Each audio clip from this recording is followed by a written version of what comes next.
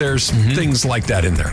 I've never had a food item out of that before. I'm gonna try the chicken and cheese burrito at, let's see. It's about 9:30. You legitimately said, I mean, it's not great, but I'm going to finish it. I didn't.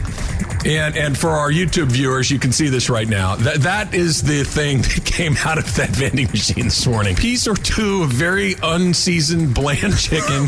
What were you guys expecting? I don't know about those frozen burritos, yo. Anyway, Lakers winning seems to be frozen. Lakers dropped their fourth straight last night. Clippers win at Crypto. The LeBron injury at the end of the game, we're all over it with our man, Alan Sliwa. Plus, Travis Lee warm us up for the Veterans Day Bash. Starting at 1 p.m. in the city of Downey today, Bastards Canteen. Join Mason and Ireland. Join Sedano and Cap. Right now, though, join Travis and Sliwa as we get it rolling your Thursday right now. Yeah. I want to make a correction. It wasn't frozen. Everybody keeps thinking that this burrito from yesterday was a frozen item. It was not. It was a refrigerated item. Refrigerated. It was moist, damp, however you'd like to characterize something that is wetter than it's supposed to be. So it wasn't frozen. Like frozen, I felt like I had a better chance of that thing turning into something. It was refrigerated. Yeah, it wasn't frozen. Disgusting. Yeah, it wasn't frozen. It didn't hold its own from the 30 days ago that it was made or something like that. There's somebody that made that thing. A chef that sits in a freaking kitchen. Chef might be aggressive. No, it's not. Chef feels aggressive. Chef that sits in a freaking kitchen and does what he can to put items in that refrigerator, and the disrespect yesterday from you and Berg, it's ridiculous. Yeah. I think cook might be generous. I think guy who made it is disagree. about right. Human who wrapped it is probably as far as I'm willing to go. John Ferris already had a tweet about the burrito so far today. I went to the gas station this morning and ordered a burrito filled with despair and regret. They told me Trav got the last one yesterday. Okay, yep. It's about what it was. It's about how I felt after eating it. I felt less of myself. I felt like a worse person. Everything about my self-esteem had dropped a notch after having a couple of bites. Here's the only thing. You walked into it knowing what to expect, right? Like you didn't expect anything different, correct? Yeah, no, I did. I didn't expect it. I didn't expect it to be good, but I didn't expect it to be that. Like, there's, it doesn't have to be a 10, but I wasn't expecting it to be a -6. But isn't that on you? Aren't you supposed to kind of walk in with a -6? No, I was expecting and then like a 3. Anything on top of that, you're like, okay, hey, I'll take it. I was expecting a 3. I was expecting to be able to finish it, and it didn't happen. It was a bite. Okay, that's pretty bad. Let me try it a second bite, and then I did the autopsy, and I unwrapped it and looked at what all the sadness and I like that. despair that was inside there. How you feeling this morning, Al? Feeling all right. Yeah, win a win. Can't win a game. Every night, same thing. Are you surprised? I did not think 2-9, and like this too. You know what I mean? I got a quick funny story for you. So yesterday the game's going on. So it was a little bit different seating yesterday. It's a Clippers home game. You know they have. This has never happened before, but it's kind of funny. I got my head down. I'm looking at my laptop. I mean, I think they were just coming out of a timeout, so they got a lot of these people that are shooting out. They're firing out the shirts, and Clipper game. It's like there's a carnival. It's a circus. When a timeout comes, it's so much different. So much different than a Laker game, right? Streamers, noise, lights, like the whole thing. So I'm sitting there, and Michael has some potato chips that he's eating. I think it's kind of like more routine, right? The more that you talk, the salt, the whole thing, of right? The potato chips. So they do what they do. So Michael's actually in this case, when it's a Laker home game, he's usually sitting in front of me. He's sitting to the left of me. That's how our seats are aligned. So I'm right next to him. So Michael, just out of nowhere, I got my head down. John, I don't even know if John saw it happen. Michael has his head down too. One of those shirts come, they shoot them out of cannons. Mm-hmm. You got one? Oh. No, I just see Michael's bag of chips go everywhere, okay? The thing is open. Michael's bag of chips go everywhere. Michael's looking around like, what the hell happened? Yeah. I'm like, in my head, I have no idea. I didn't even know that a shirt came. Like, that's how blind I am. John's looking at Michael. I'm looking at him. There's just chips everywhere. This is all during the broadcast. We got shot by a cannon. Got shot by one of those shirt cannons. Those things come in at a velocity that is a little bit more extreme than you're expecting. 64 miles an hour. They're coming in with a little. I think Maude Flanders on an episode of The Simpsons was killed by a T-shirt gun. I think that's true. I think that actually happened. Poor Michael, literally minding his own business, just trying to enjoy a couple of those kettle chips. Next thing you know, it's just chips everywhere, just sprayed everywhere. I would have been devastated that my chips were gone. Yeah, he lost some chips. That's where Some I chips would have went been down. focused. It's not so much that I nearly got, hit in the chest with And then a T-shirt. the crowd behind us, nobody asking how we're doing. They're just Who like, got hey, the shirt? get the shirt. I was going to say, did you ever find out who So got I'm the looking shirt? for the shirt. I'm looking. There's an usher over to my right, and there's a kid that just calmly walks over to the usher and says, I'm going to grab that shirt behind you. Takes the shirt, and he's gone. Was it a Clipper shirt? Did it have the Chuck the Condor on it? What was on the shirt? Was it a promotional item? What was on it? No, it was a Laker 17 banner. They were throwing those out. They were throwing out Laker banners. When I was in Yeah, I college, think I used to do the T-shirt cannon stuff. No kidding. So I was, I worked in the promotional side of UVA's athletic program, and I think my last game working for them, I got the chance to do like a big gun T-shirt cannon. Like they roll out, like multiple people roll it out, and then you just shoot it into the crowd. Like a cannon? Like not like a handheld kind of yeah, deal? not a handheld thing, a true like cannon. a piece of articulary. Right. It gives you They used it in 1884. It gives you such an inflated sense of yourself, I guess. Like people just like run after you trying to get these shirts, and like these shirts again are people like go crazy. $2, and like They go crazy. They Well, some probably teams- aren't going to fit you. Some teams put a hot dog in there. I wonder if you could fit a burrito. You probably could. That burrito would have maintained its integrity throughout its entire flight. Even as it was launched, it would have still been in the perfect cylinder form. That thing did not have an expiration date either. You bring up a good point that people go bananas They for they the hallucinate. shirt that is 99 times out of 100 like Yeah. a promotional item. It's got a corporate logo on it, and it's not the most high I quality want that item. Allstate shirt. Right? Okay. This Just is something relax. that you're going to end up washing your car with in a couple of weeks. Yeah. This is not something that you're going to walk around with typically, and people go to war over those T-shirts. They Like, you can have it. I'm good. I'll get out of your way. I will give the Clippers this. They do that fourth quarter promotion, the Chick-fil-A promotion. Which one's that? So you got to miss. If the opposing team misses 2 free throws in the fourth quarter, everyone gets Chick-fil-A. Now the problem was like I the had to Philly leave. one that we saw the other day. Yeah, I had to leave 6 minutes left to go. I'm They like, have to miss them in a row. You have to miss 2 free throws in a row. You have to go to the line with a pair, miss them both. Yeah, and I think I was leaving at that point. I think Braun missed 2 in a row. I think he did. So everybody walked away. But just think of when you miss the first free throw. People now get excited. They're hallucinating. They're in their head. They're like, we got something really, really on the line here. That's It's a- different. Like if you get a sandwich, that's a valuable prize. That is lunch or dinner or or some bacon, like what I got. Right. Emily won pounds of bacon. Pounds of bacon. Whatever as it you're was. leaving, strips of bacon as you're walking Loose. away. You just hold them in your hands. They're not even in a bag. They're not in a wrapper. You just hold them. They're flopping. It's like a bouquet of flowers that's wilted. It's just that's what it is. Yeah, they go. I find that funny. I do find some of those promotions, and like you said, it's so much different, and it's supposed to be. The Clippers are not trying to be the Lakers. Obviously, the Lakers are doing stuff that they've been doing for years. They got their own tradition, but being at a Lakers Clippers home game, it's like you're in a different city. I'm like, no, I'm at a real road game. It feels like it's something less than, if we're being honest. And look, the Clippers won the game. Good for you guys. And the Lakers lost. And the Lakers are 2-9. They're having a terrible season. So I know that I know what Clipper fans are saying is they're hearing me say. But you go in there, and it feels like other NBA games that I've been to in other cities, right? That you go to, it's like, okay, it's a game. Gimmicky. It's taking place.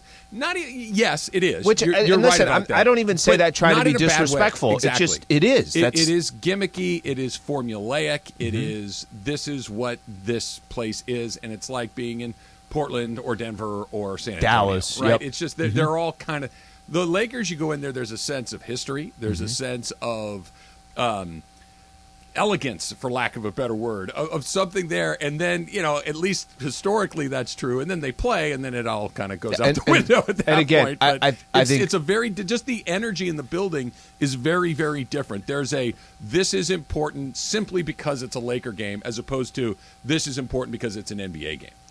Yeah, and I think that's the proper way to explain it. When I say it's gimmicky, look, the Clippers got They had these cookies that I know. Go on. Instantly, his head perks up. He says, "Tell me more." Go on. They had.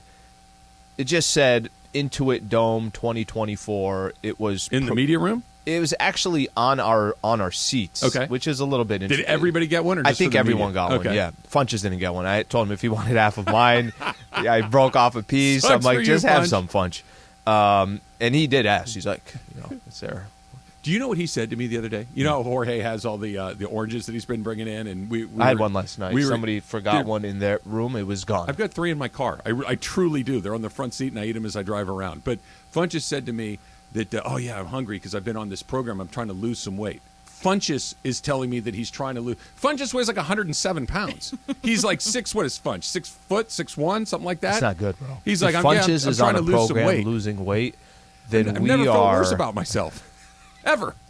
In my entire life. Maybe I've never felt Funches worse was about myself. maybe Funches was doing that on purpose, where he's like, "Hey, are you really going to eat that?" God dang it, Funches! It was an orange. It wasn't a cupcake.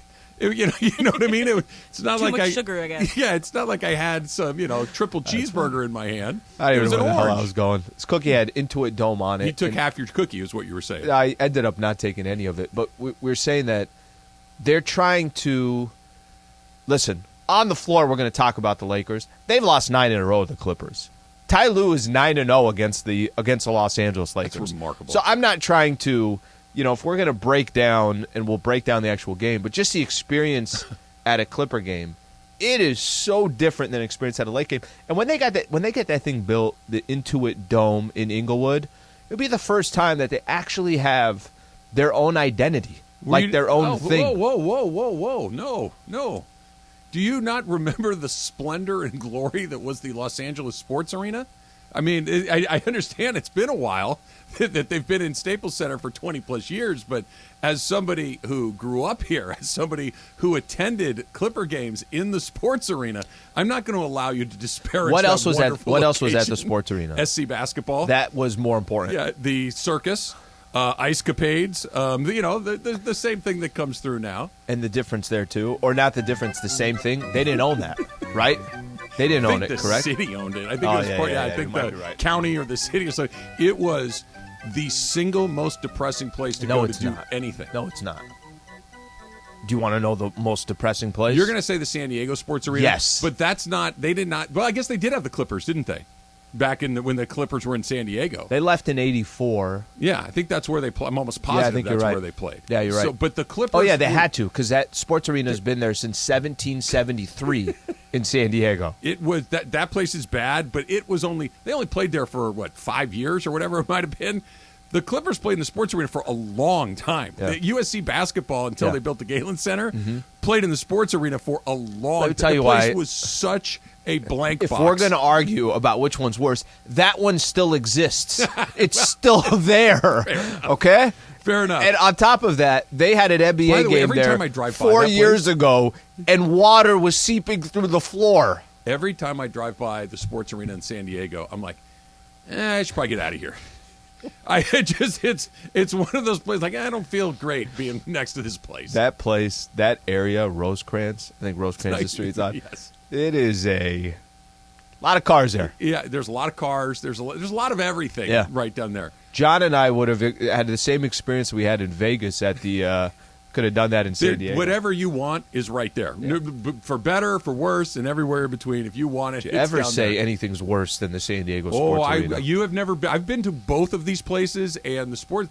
Brent Barry had a great that there were more birds inside the sports arena than there were basketball fans.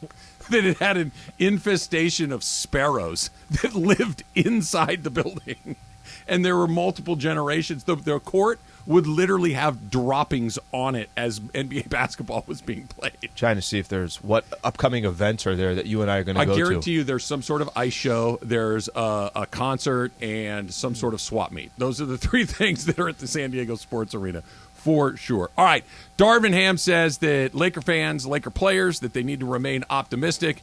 I got a very simple question, Al. Okay. How am I supposed to do that? That's coming up next. It's Travis Lee, 710 ESPN.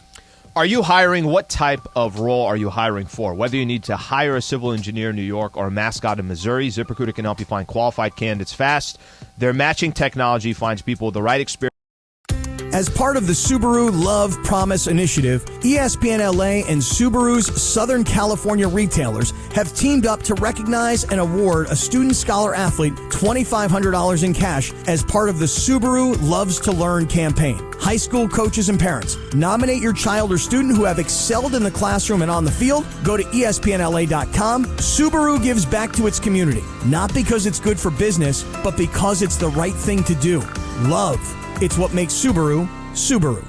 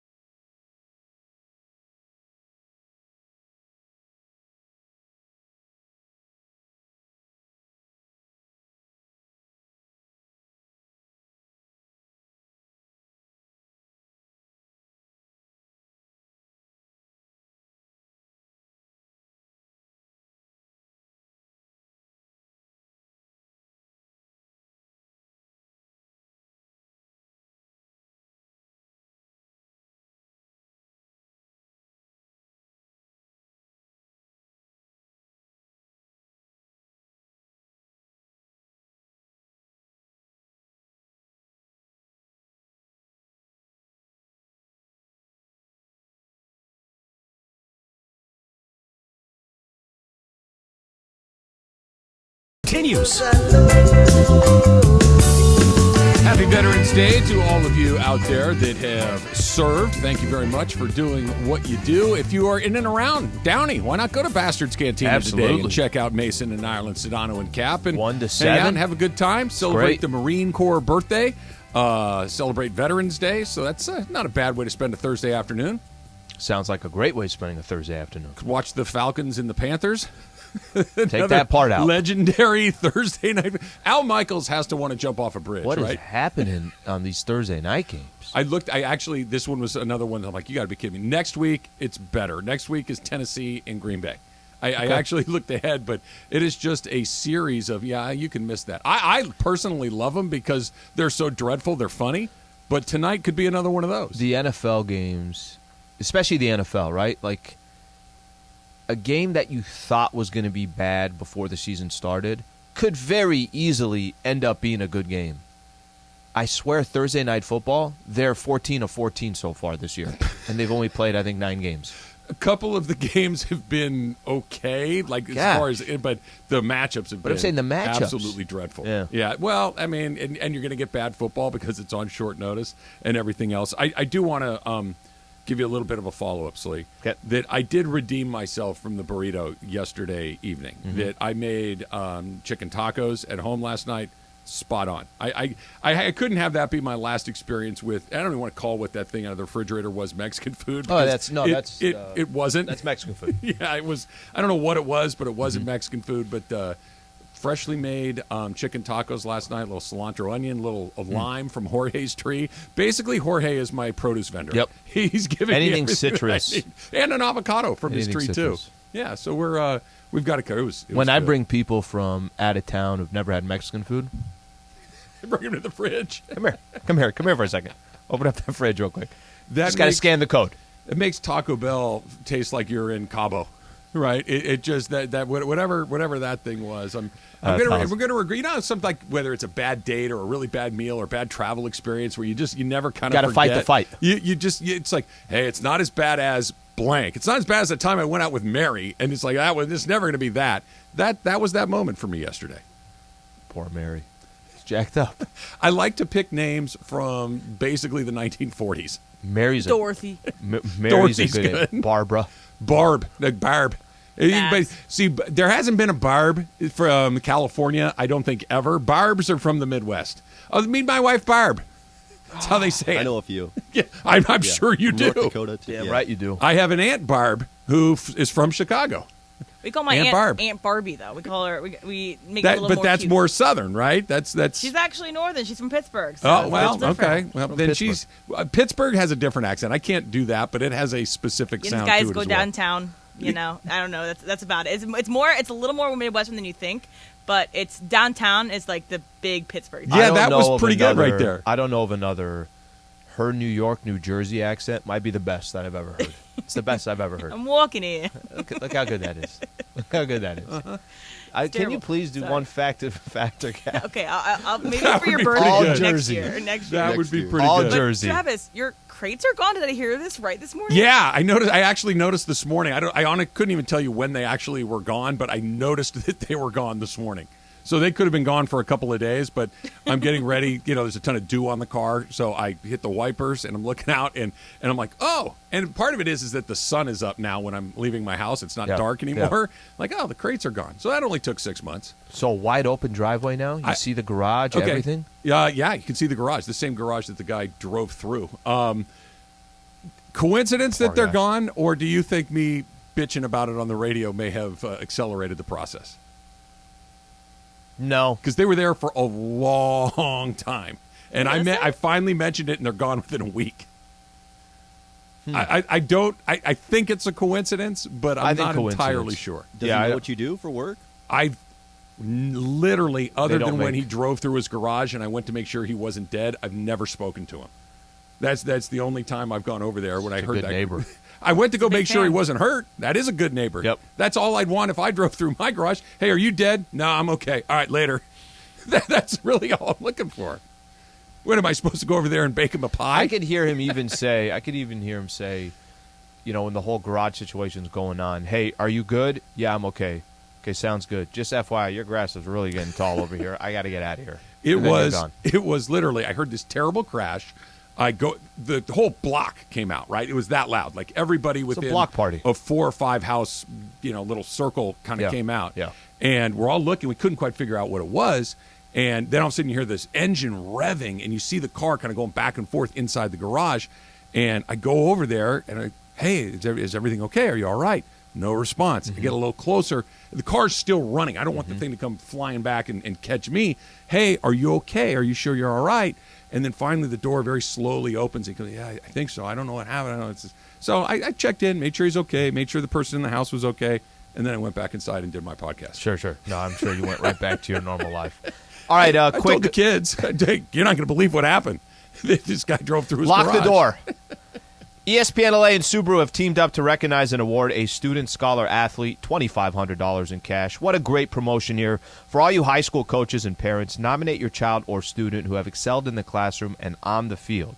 He or she needs to be a high school senior who has a 3.2 GPA or higher and play in a sport. Go to ESPNLA.com. That's ESPNLA.com to make your nomination today. Love, it's what makes Subaru. So you're the right person to ask about this because I think that you're, generally speaking, a pretty optimistic guy.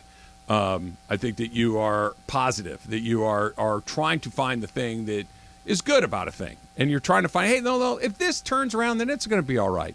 Darvin Ham said, was asked if the players are sharing his optimism for what they've been able to do so far. I don't know, but they should, Darvin said. For anybody to pay you to work out for a living, basically what's going on, it's like getting paid $1 billion to make sure you go to LA Fitness every day. That's a beautiful life to live. Again, they shouldn't be down. You got to keep everything in perspective.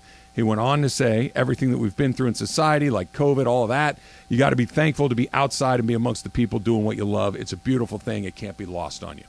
It's a great message. It's a positive message. Yep. And I think that Darvin is a, generally speaking, pretty positive guy. I think that he's a fountain. He's not a drain, as my friend Rex Hudler likes to say. That being said, it's really hard to continue to be optimistic, not about life, but about this Laker season. About your occupation. Yeah, about what's going on at work every single day when you're going in there. Your best player is aging and hurt. Your second best player is inconsistent. And the rest of the players on your team are not good enough really to win games on their own. It's hard to remain optimistic when a basketball team is 2-9 and there doesn't seem to be a lot of opportunity for improvement on the horizon. So it's the best example that I could give. And I think fans share a lot with a franchise, okay? When the Dodgers were eliminated out of the playoffs in 4 games, how much did you like feel something kind of ripped out of you? Like, what the hell? I just watched Dodger baseball for this long. There's an empty feeling that you had. And even, you talk about during the regular season where it was, hey, they're playing good baseball, but I've watched this team enough. What are you going to do in the postseason? I think you do kind of take on what the feelings of a team would be, okay? And the Dodgers lose and kind of ripped out your heart there as quick as they lost. The Rams right now. The Rams, I'm sure every single week, you're a big Rams fan. You obviously do pre, half, post. You do everything associated with the Rams. You cannot tell me that these games today are the same the way they were a year ago on a night-in, night-out basis. So when you say, hey, you're an optimistic guy, it's draining watching Lakers basketball. Like, I'm not kidding. It is. I love Lakers basketball. I'm very fortunate to have the gig that I have. It is absolutely draining watching this team play night in and night out. Maybe that has something to do with the fact that they didn't make the playoffs last year and they were awful. Maybe it has something to do with it looks very similar to the issues that they were having a year ago. Maybe it has something to do with they're 2-9, and if you go look at the Western don't look at the Western Conference. Go look at the standings in the NBA. There's 2 teams with 2 wins. One of them is the Rockets. One of them is the Lakers. And then go see around the 4 or 5 teams around them. All those teams have a game plan. It's lose so you can go get a pick. Lakers don't have a pick. I see what Darvin Ham is saying.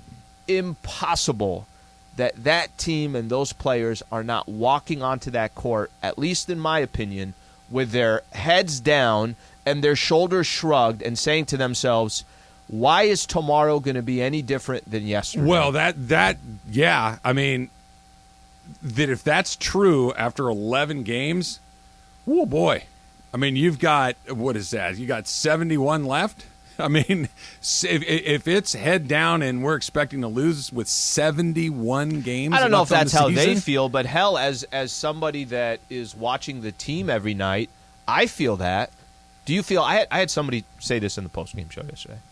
Yeah, but we got an easy one coming up against the Kings. I almost lost it. Thing. I'm in my head. I'm like, how are you 2-9 and you're saying that you got an easy one coming up against the Kings?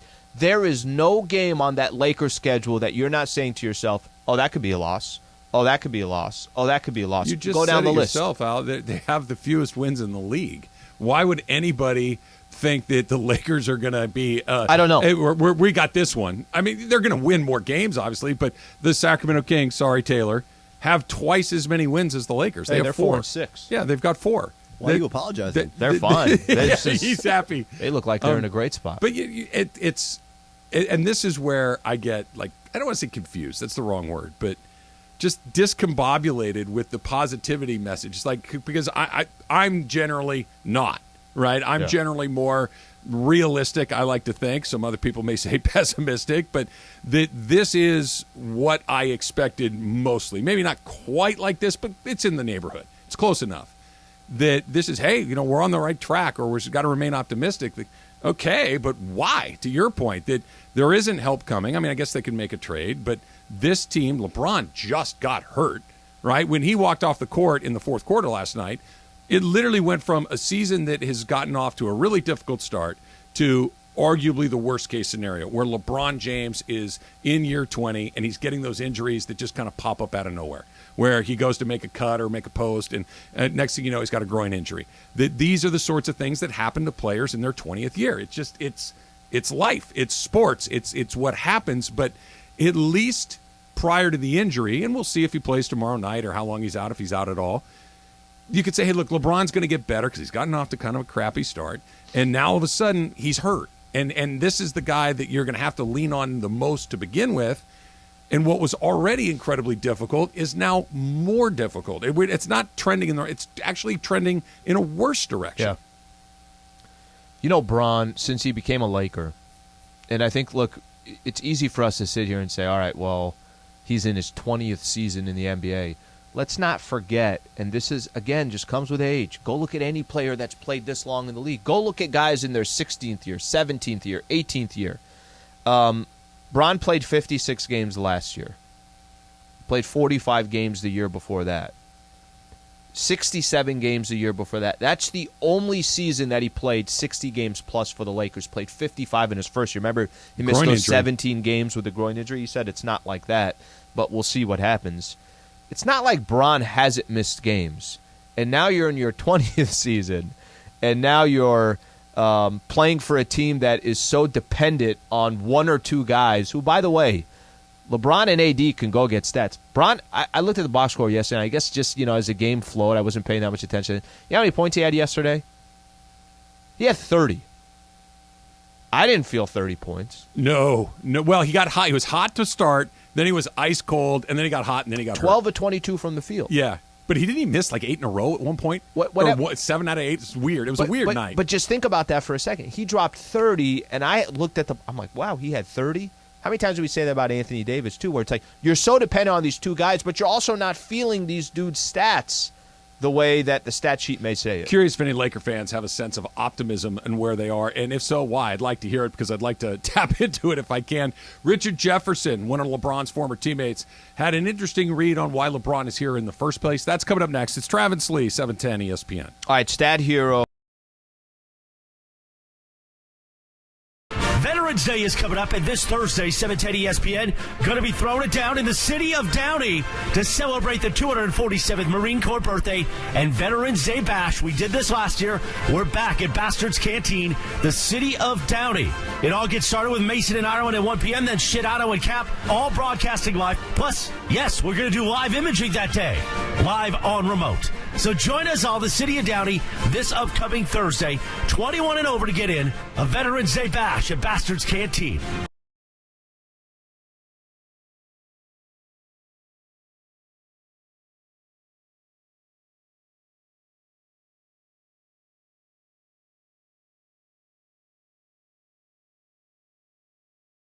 As part of the Subaru Love Promise Initiative, ESPNLA and Subaru's Southern California retailers have teamed up to recognize and award a student scholar athlete $2,500 in cash as part of the Subaru Loves to Learn campaign. High school coaches and parents, nominate your child or student who have excelled in the classroom and on the field. Go to ESPNLA.com. Subaru gives back to its community, not because it's good for business, but because it's the right thing to do. Love. It's what makes Subaru, Subaru.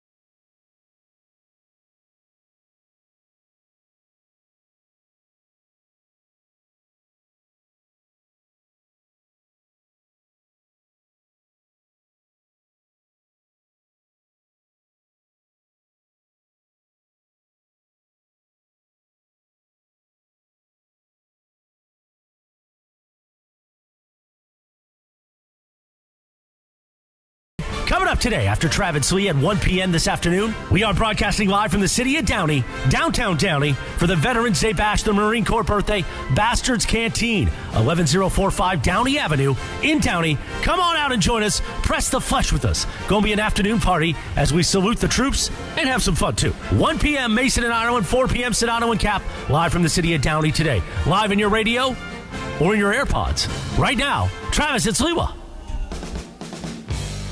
Did I ever tell you guys the story, the mistake I made about the Marines with my grandfather, who was a Marine? So he was a Marine. He served in World War II. He was a very proud Marine, and I was doing a report on World War II in like 8th grade or whatever you hit that point in history, and I interviewed him for this thing. And I asked him at some point, I said, well, you were a former Marine. And my grandfather was a very gentle, kind guy. And he looks at me, he goes, hold on a second, very seriously. Travis, there is no such thing as a former Marine. That you once a Marine, you are always a Marine. Yep. And I've never made that mistake since. That if you are a Marine, you are a Marine for the rest of your life. No, I get it. It's the same thing with Kennedy Rec Center. Yeah, very similar. Once a rec center coach, always a rec center coach. Sure. I think that's a very good comparison. I'm sure that's not disrespectful at all. Don't say it that way. Say it. Well, you said This it. I guy. didn't say it. I didn't say it. You said it. I'm trying to make myself sound tough for a quick second. The Kennedy. Did you guys have like a mascot? Were you like the Parrots or the Falcons or something? No. Yeah, that's too bad. That's the lonely rec center. just named after a president, right? Yep. That's it. I think an HOA member is probably a listener or member of the community. That's from David K. The timing of it is rather, what's the word I want here, Emily? Help me out. Suspect? Coincidental, suspect. Yes, that's the way that it is. Peculiar. Peculiar. That's another good one. It happened pretty darn quick. John in Huntington Beach wants to know, did your neighbor have a garage fridge? Kind of important to have. I don't know, John, because whatever was in there got pushed into the house, like through the wall. Yep. Whatever was on the back wall of, like, picture your garage at home if you have one. Whatever's on that wall is now in your living room. Yep. It's pushed into the house. And for all I know, they were taking out all the broken stuff in those things, but shouldn't have taken 6 Maybe months. they kept everything in the living room. It's just old cans of paint and screwdrivers and whatever else might have been in there along the way. Here's Richard Jefferson talking about LeBron James and his decision to extend his contract with the Lakers. I feel like him signing that extension was the biggest mistake he's made in his career, and I stand by that. Signing this extension last summer, it just was so confusing to me because I think he did it because he was committed to the organization. I know you got 2 picks. I'm going to show you my commitment to you so that you can go make some moves. Because we knew what this team was a year ago. We knew what this team was a year ago, last year, and they haven't added any tangible pieces. Okay, give me a second to lay out this theory and tell me what you think of this. Because I agree with half of that, and I don't agree with half of it. I agree with the second part of what Richard Jefferson was saying, which is you could see this coming. That this team was going to struggle to win games is not a huge surprise. That this team coming into the 2022-23 season was going to have to really catch a couple of breaks to be competitive. And so far, it hasn't happened. So I agree with that idea. The first part of this is a huge mistake, the biggest mistake of his career, I don't agree with. I think this is possible. I'm not saying this is what it is, but I've just seen it happen in my own life. I've seen it happen in other people's lives that at some point you realize you're not going to get everything exactly the way that you want it. That you're going to have to accept certain things. And LeBron James is happy in Los Angeles. He's won a title here. His family is happy here. His business interests are here. And playing for the Lakers is a big deal, even if the Lakers aren't a particularly competitive team at the moment. And LeBron James knows basketball better than probably anybody on the planet. He knew that this team wasn't going to be great.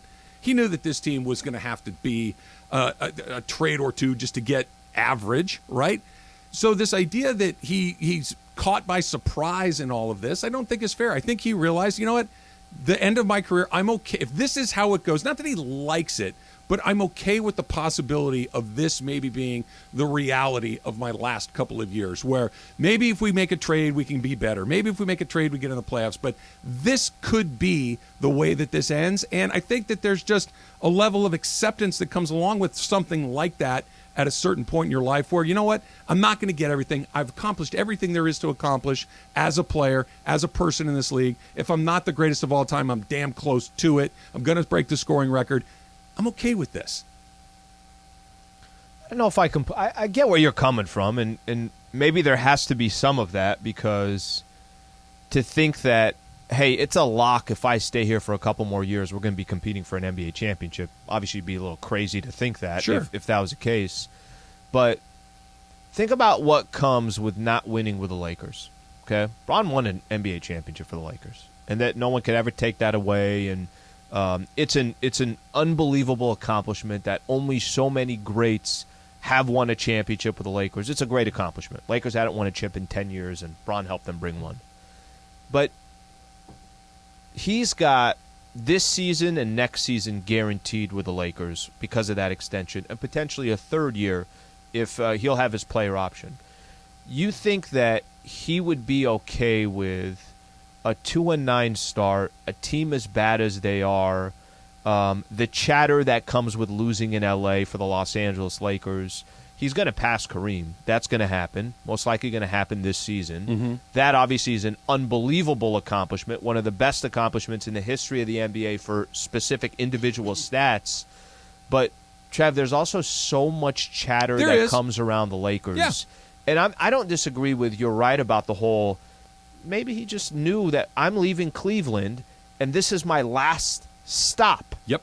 And there's going to be some highs, some lows. I don't know if I'm going to win a championship. I don't know how competitive I'm going to be. I think what Richard Jefferson is saying, that you kind of already got that chip by agreeing to 3 more years, potentially 3 more years. Why do you think these next 3 years are going to look any better than what has already been there? I agree with that. I don't think that Richard Jefferson thinks they're going to be significantly different. It's tough for me to think that he would have accepted this kind of... I think that's it. That for me, it's not tough to accept that. I'm not saying... I get it. I really, truly get it. Had he been somebody that had never won, had he been just a very good player and not one of the greatest players of all time, it would be harder to kind of wrap your head around that. But when you've run the race 20 times and you've been at the front of the race basically, 18, 19 times in that, or 60, whatever it is, most of the time, got all the money. My position in this league is secure.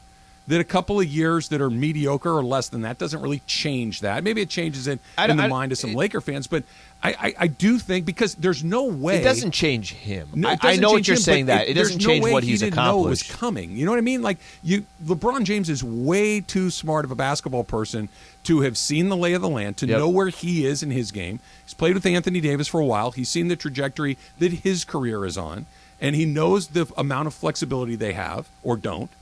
And he's still decided to come?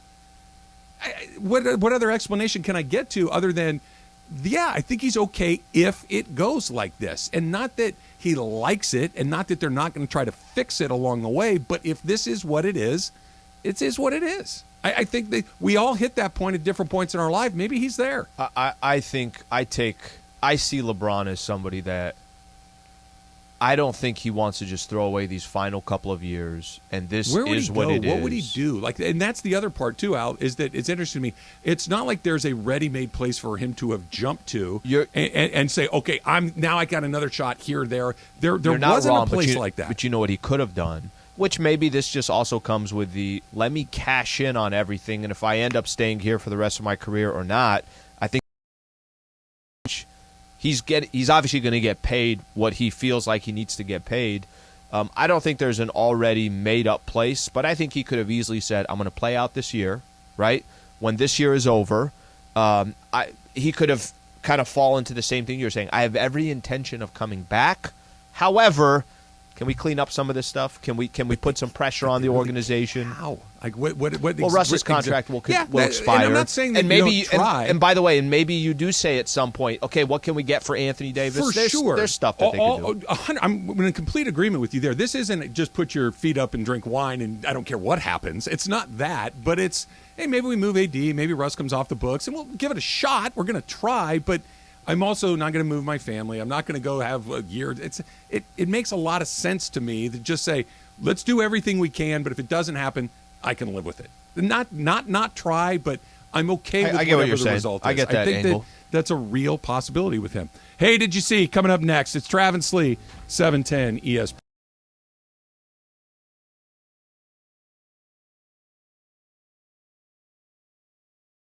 Veterans Day is coming up, and this Thursday, 710 ESPN, going to be throwing it down in the city of Downey to celebrate the 247th Marine Corps birthday and Veterans Day Bash. We did this last year. We're back at Bastard's Canteen, the city of Downey.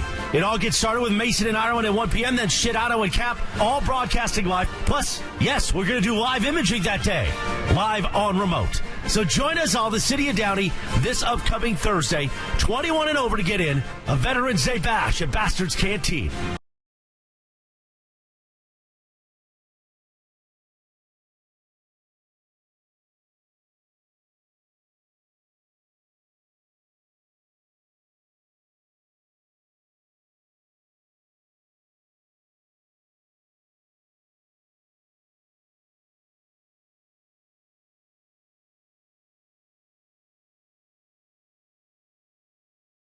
As part of the Subaru Love Promise Initiative, ESPNLA and Subaru's Southern California retailers have teamed up to recognize and award a student scholar athlete $2,500 in cash as part of the Subaru Loves to Learn campaign. High school coaches and parents, nominate your child or student who have excelled in the classroom and on the field. Go to ESPNLA.com. Subaru gives back to its community, not because it's good for business, but because it's the right thing to do.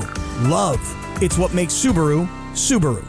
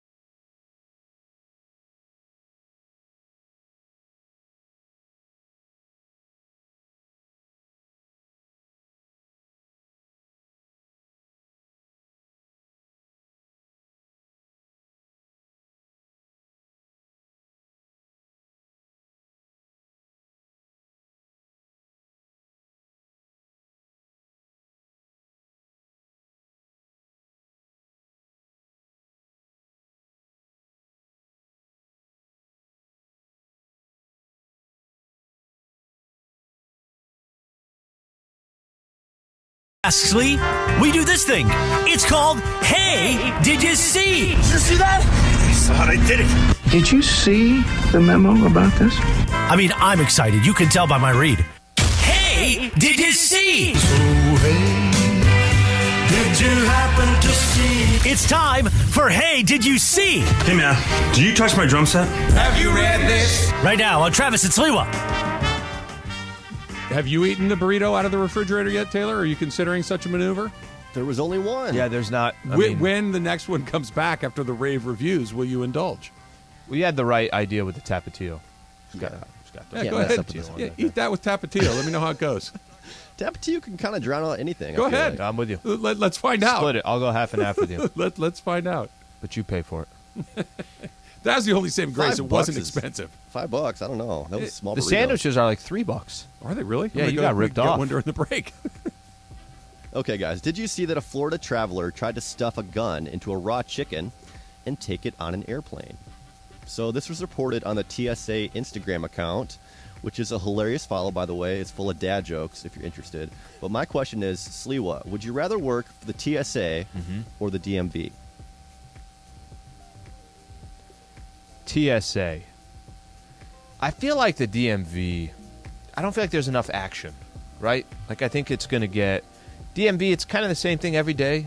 You know, nothing crazy is going on. I feel like the TSA, you just kind of walk away one day and say, I got 14 stories from today at work. Can you believe these idiots were trying to do this, that? You They're mean trying like to putting a sneak. gun into a chicken? Something like that? Yes. So I think for just plain old excitement purposes, I would have better stories with the TSA. I don't disagree. That's why the TSA is the better answer. But let me just kind of throw this at all you guys.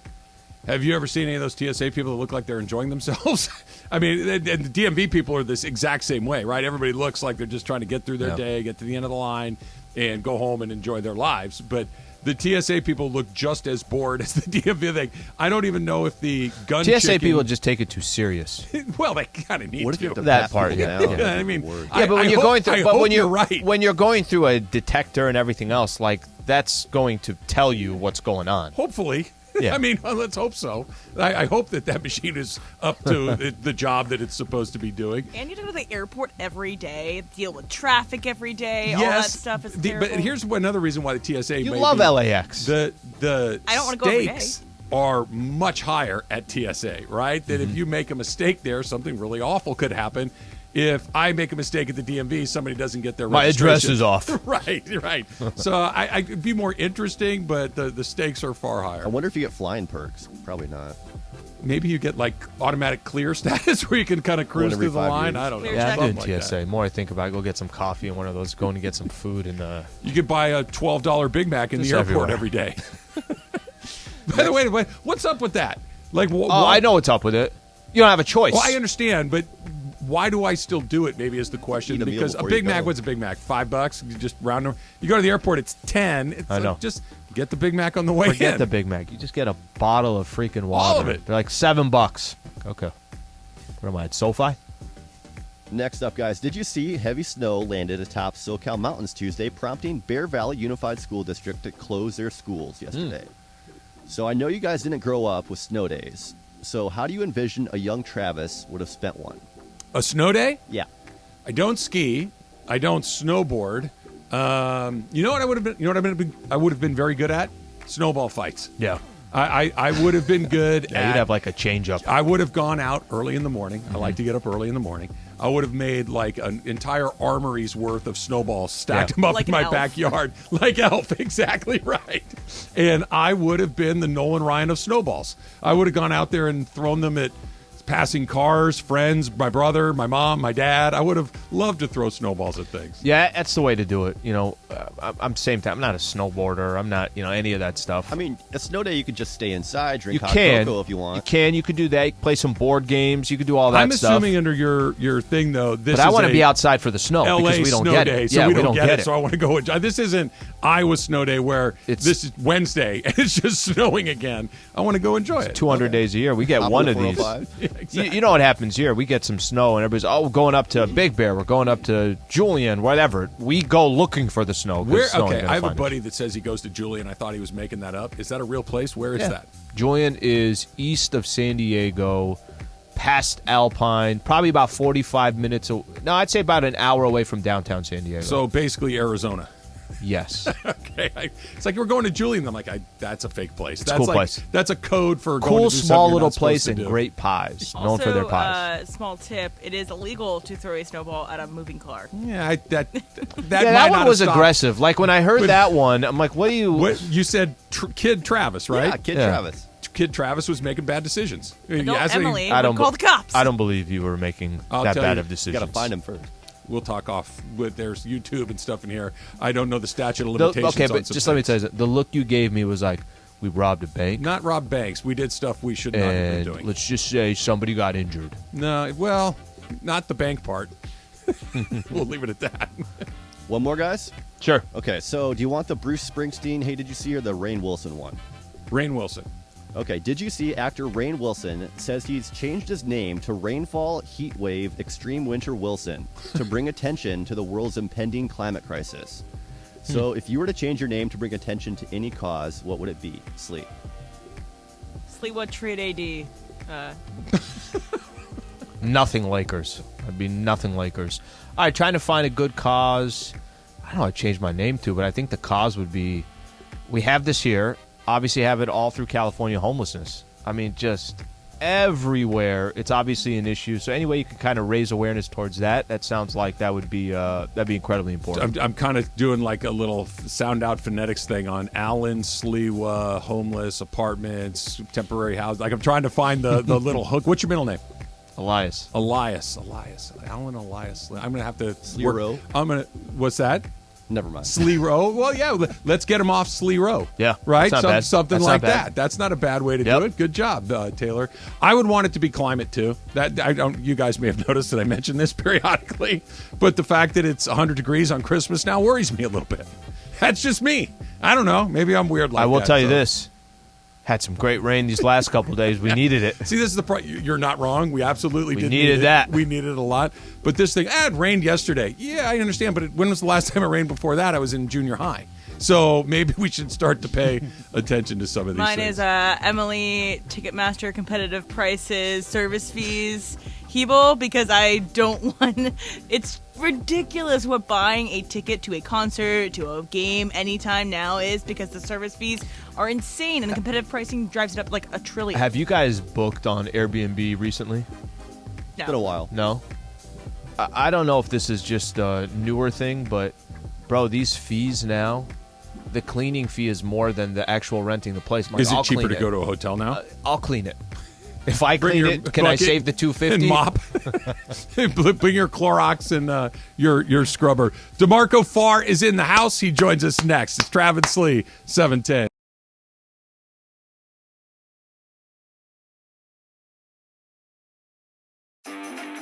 Hey, Rams fans, Travis Rogers here. You have got to get the new ESPNLA app. In fact, let's go down to the locker room and get a little help. What's up, Rams fans? This is Matthew Stafford. React to the Rams on the new ESPNLA app. This is Cooper Kupp of the Los Angeles Rams. Listen to all your Rams talk on the ESPNLA app. You are just one tap away from Rams All Access. Travis and Slee, Mason and Ireland, and Sedano and Cap. Download it now on the App Store or Google Play.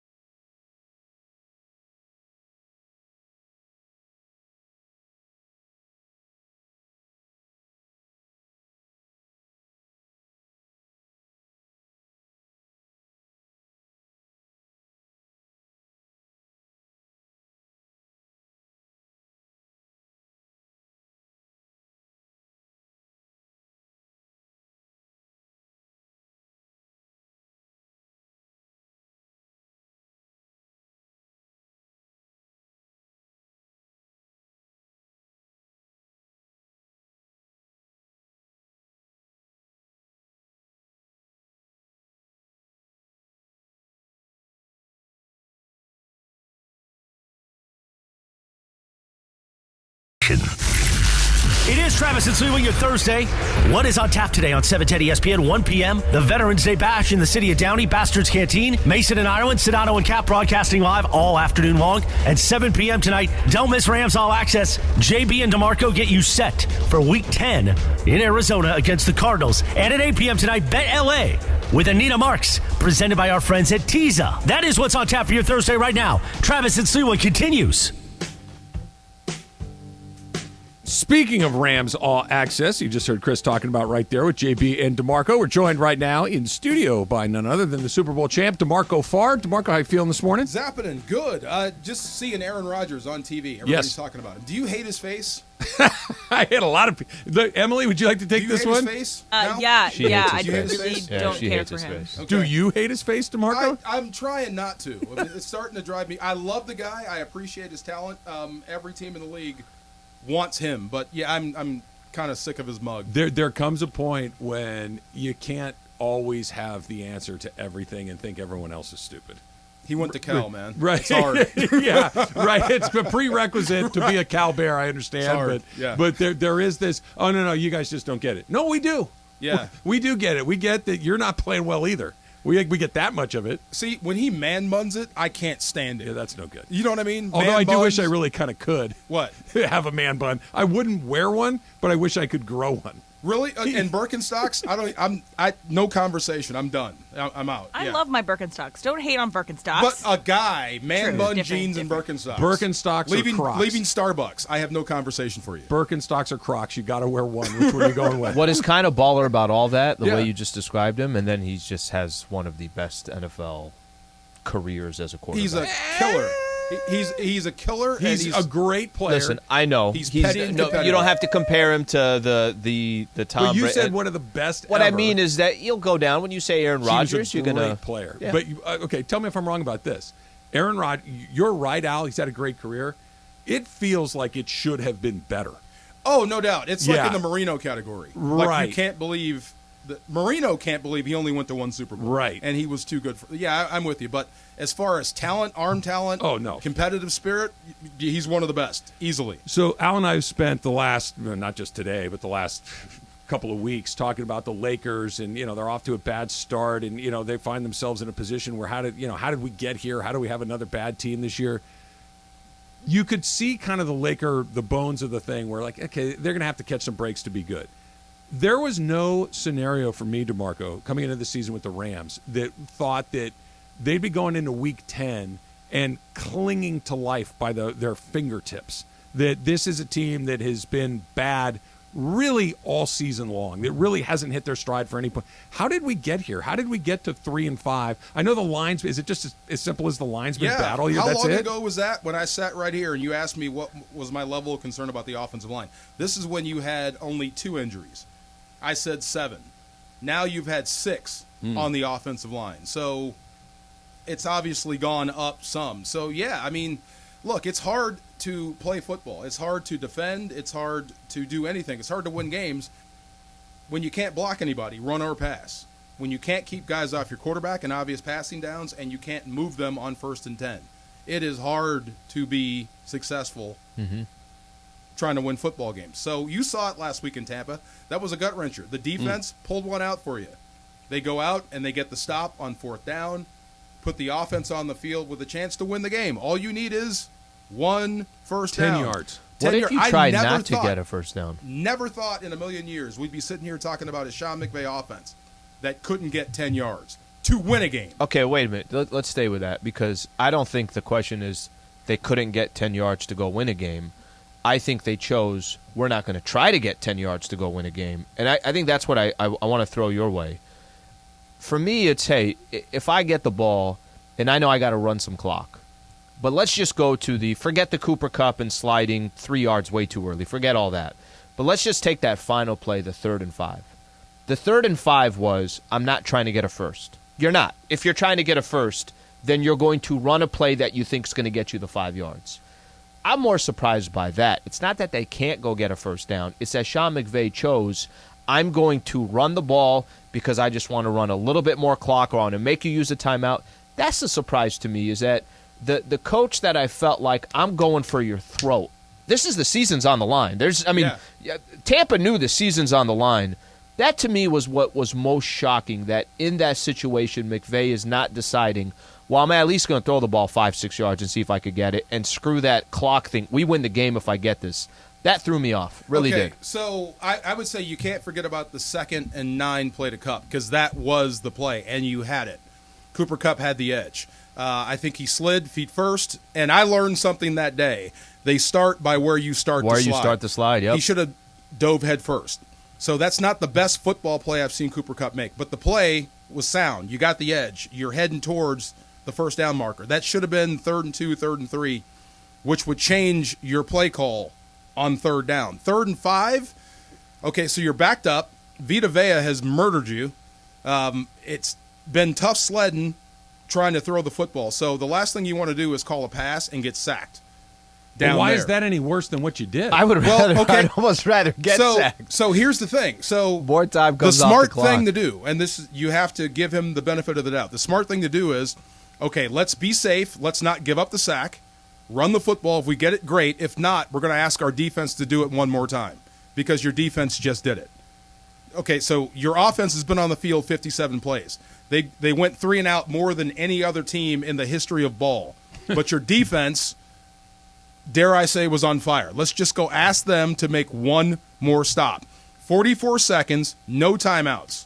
Okay, with Aaron, with Jalen Ramsey, I'll take that bet. The problem is Brady just beat you, like he's done to 1,000 other football teams. But just the mentality of it. That's the only thing. You, Al. DeMarco, it's just the mentality. I feel like that mentality is, oh, God, I hope that clock runs out. Forget oh, that man, part. I hope go win the game. Forget that 3rd and 5. And look, Cooper Kupp has been great. He's awesome. Dare I say he's on a Hall of Fame pace. I'm trying to give him the best possible compliment I can give him, right? Sure. He's been everything for this football team. But you've got to make a better play in that situation. But even if it was 3rd and 2 and they run the ball and they don't get the 2 yards, I still kind of fall. 3rd and 2, you put all the pressure on Todd Bowles. What do I call? Do I pressure? Do I play flat? But 3rd and 5, you know what it is. They're not going to run for it, so we're going to put heat on you. And probably you're going to get there. So that 2nd and 9 play was everything. I kind of come out on the outside on this one because it just felt like, to your point, not to put words in your mouth, but it was almost a white flag of offense. Like, hey, look, just but he's done nothing to do with it. But we were there before when they didn't when they refused to try to go for the lead when they had the lead. What was that, 2 weeks ago? Yeah, they've already told you what was happening. What happens inside a locker room, DeMarco, when Jalen Ramsey said what he said? When it says, why did we have to go back out there? What do you mean we have to go out one more time? I'm so happy. I'm so happy you have guys like him that are unafraid to say what needs to be said. Yeah. Certain guys want to say it, but they won't. So they'll let it fester. And what happens with that? Your team slowly starts to erode. You start to have fights on the practice field. You start to have fights in the lunchroom because, like, you're out there. I'll give you a story. I remember I used to give Steve Bono a ride to the ballpark. Mm-hmm. For some reason, he wanted to ride with me. And this is when we were really struggling on offense with Tony Banks was our quarterback. So I about begged. I'm holding gauze. This is me driving to the stadium. I'm holding gauze on my elbow from a turf burn that's dripping onto my slacks because it won't heal, because we are going hard in practice and on games, and we just can't win. I begged him, please take over this football team. He looked me square in the eye and said, DeMarco, I am not the answer. As in, I'm not going in behind this offensive line, right? So if you don't get this fixed, if you don't start moving forward, if you don't have guys like Jalen Ramsey that are unafraid to call guys out, you'll start to pull yourselves apart as a football team. It's human nature. So now he's put it out there. This is different from a coach. This is not a guy that's doing it from an office. He is in the locker room with you, and he's looking you dead in the eye and say, I need more from you, right? I'm glad he said that. If not, if he doesn't, it festers. Now I hate you, especially when you're talking about I love my new car, my new dog. So Matthew Stafford is in concussion protocol. He can be out by the time the Sunday rolls around, so we'll see. Maybe he plays, maybe he doesn't. If he doesn't, is it going to be exclusively John Wolford, or do you think we could see Wolford and Perkins? Because Perkins, and I know this is a long time ago, I know it's the preseason, there was a little spark, there was a little something when Bryce Perkins is on the football field. Yeah, I was saying this last week. I was trying to tiptoe around it. How do you run the football when your offensive line is struggling. What you usually do is have direct snaps or wildcat. Mm-hmm. Okay, so the problem with last week was, how do you do that with Matthew Stafford? You don't. You can't. You put him at receiver, which kind of eliminates the threat of You're playing wildcat. 10 on 9. Yeah, Or 10 on 11. Absolutely. So now this week, okay, if he's out, you got John Wolford who can run, and you have Bryce Perkins who can also use his legs, which opens up everything else for the run game and opens up play action. So if Wolford is going to play and start the game, I wouldn't be surprised if Perkins has a role within it regardless of who starts the game. Take the Rams out of the mix. I'm just curious in the NFC. How many wins do you think it's going to take to make the playoffs in the NFC? Wow. Who's is it Philadelphia? Yeah, they're the last unbeaten. And the reason why I'm asking it because 12 could do it. No. The bottom end. Who's the last wild card? Oh, team? the last Is that what you're wild asking now? card. Yeah, Oh. basically, do you need 9 or you think you need 10? 10. I think you're going to need. I don't think Green Bay is Damn. done. I don't think Green Bay's done. Yeah, Really? I don't. I do not. I don't. I can never count them out because of that guy. As quickly as you lost, how many straight have they lost? 5. You could win 6 straight with Yeah. him.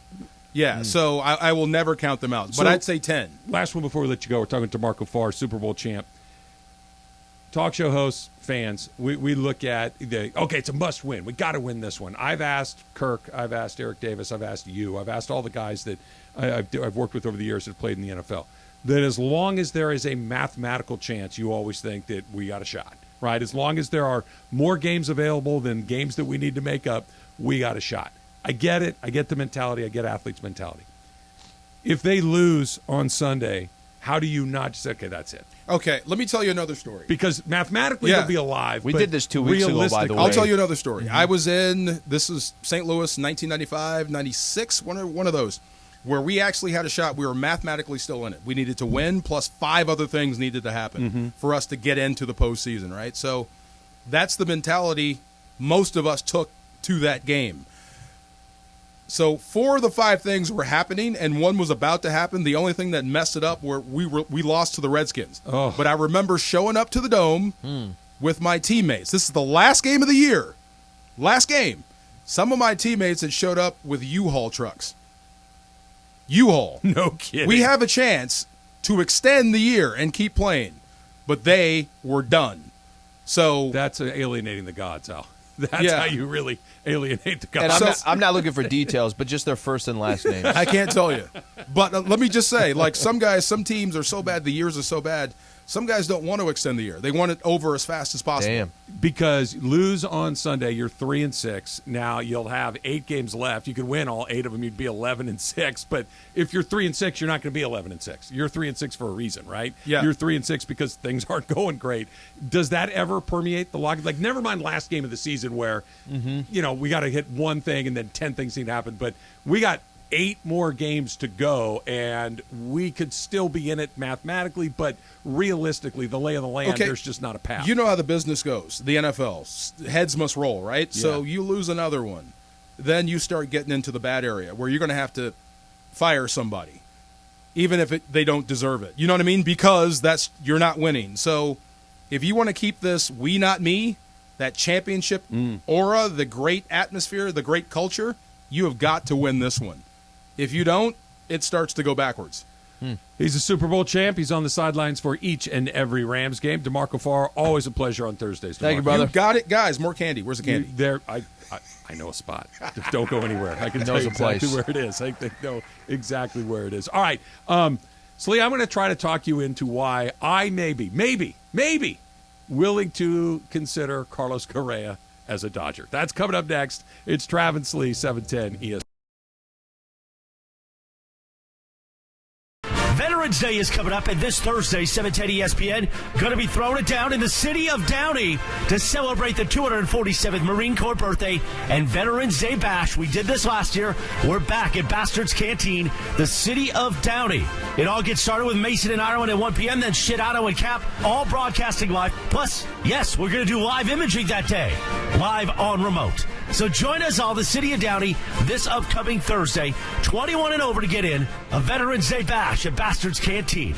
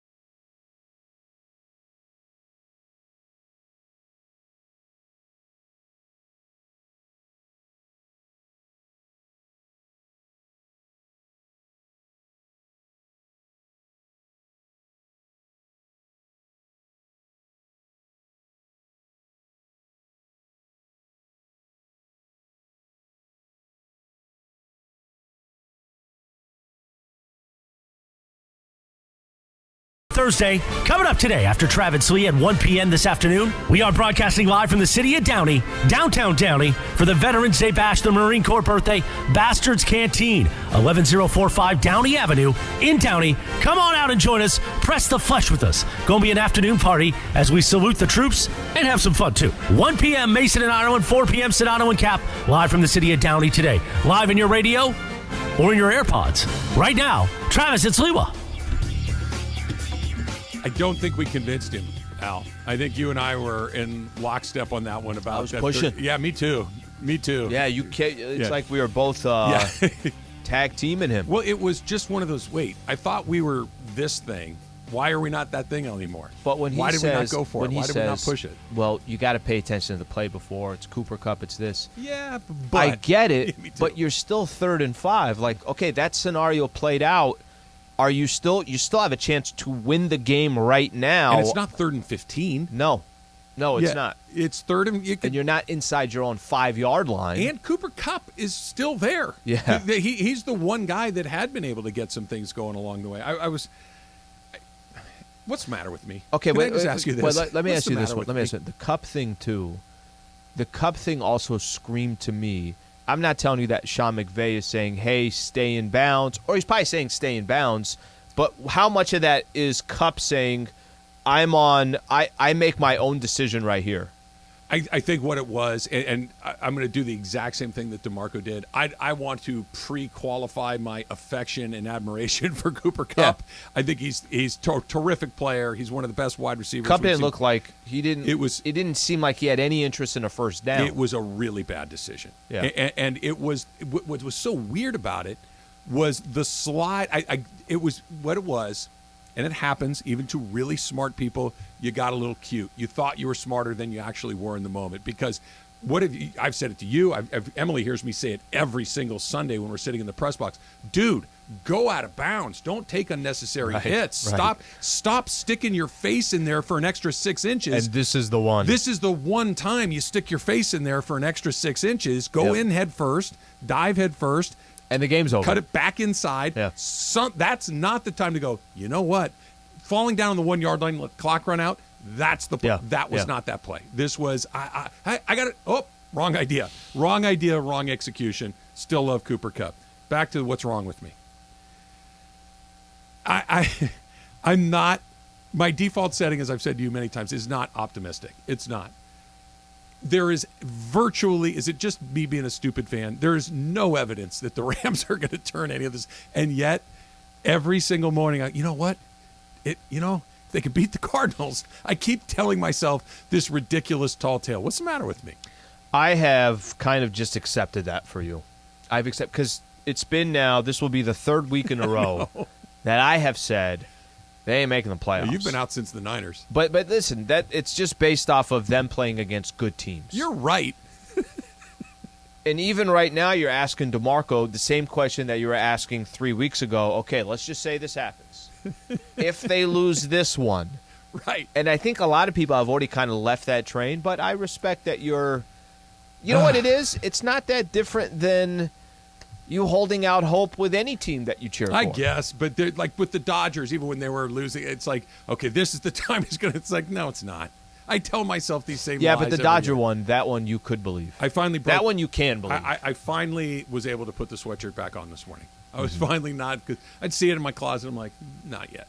Yeah, where are you going with this? Can't Because do you it. just said something about Correa and coming back. And Scott Boras was talking yesterday, who is Carlos Correa's agent, and he said, I don't think anybody cares about what happened years ago and has been remedied. With their owners, they have to win, and it's not easy to win. You can't let anything get in the way. Dodger fans, feel free to call 877-710-ESPN.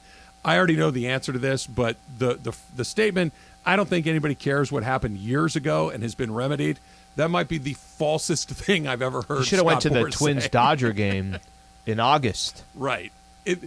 We do care. We always will care. And Carlos Correa, Altuve, Bregman, and the rest of those characters are always going to be attached to that. I don't care how many World Series they win. I said this to you this morning, and I don't know. Again, maybe this goes back to what I'm talking about, just trying to talk myself into things so we can win. What if Clayton Kershaw and Dave Roberts and Justin Turner. Okay. And the guys that Kind of were the there captains. in 2017 blessed it, signed off on it. How blessed it? Hey, would you guys be okay with a guy that was involved with defrauding Major League Baseball, and you specifically, with a cheating scandal? Could you be teammates with that guy? And the answer could be for Clayton Kershaw, look, I don't know if I'm ever going to be able to reconcile what happened in 2017. I don't think I ever will. That being said, I could be teammates with that guy because I think he gives us a chance to win the World Series. Is that privately or publicly? It would have to be publicly. It would have to be publicly, I think. But something along those lines of, look, I'm never going to be best friends. This guy's never coming over to my house on Christmas Eve to have dinner with my family. But if he can help me win some games in October, you know what? I'm just going to bite down and deal with it. I'm going to grit my teeth and say, I can deal with it. Because if Justin Turner and Clayton Kershaw and Dave Roberts can deal with it, sure. Who am I to say hell no? So I think it would have to be authentic. If Kershaw went out and said, I don't think he would do it if it was inauthentic. Do you? What did he say with Trevor Bauer? What was the Bauer quote? The question was something along the lines of, what's it like being teammates with Trevor Bauer? Yeah. And because Bauer came with the obvious baggage, and his response was telling. It was, I like talking baseball. Yeah, with that's what Trevor. it was. Yeah, that's what it was. Which is, I hate his guts, but I'm dealing with it. Okay, let me throw it out this way. I think if Clayton Kershaw had come out and the Dodgers signed Correa, and Kershaw comes out in a whatever press or whatever it is and says, I really, really think this guy could help us win. I really think that he could be an important piece to winning. The past is the past. I've addressed the past with Correa. I have moved on from it. We are worried about this upcoming season, and if Correa can help us win a Super Bowl, if Correa can help us win a World Series, then we're ready to all team up together and do it. It's got to be, and even with that, I think what it would do is it would check something off the list for Dodger fans. It's like, well, that's Clayton Kershaw. If Clayton Kershaw's okay with it, then maybe I'm more okay with it. Never.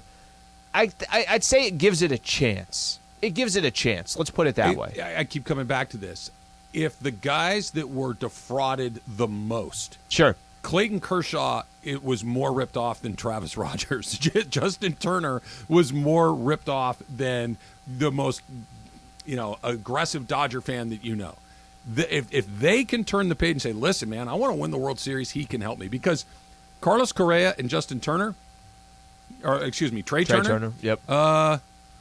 They're both there's an argument they've been in the league about the same amount of time. Correa's historical numbers are better than Trey Turner's. If Turner leaves and you replace him with arguably a better player, or at least a very, very similar player, I get it, tons of baggage, but if they're okay with it, why am I not? So I know you want to take a couple calls on this, but just real quick, do you think they would ever accept it?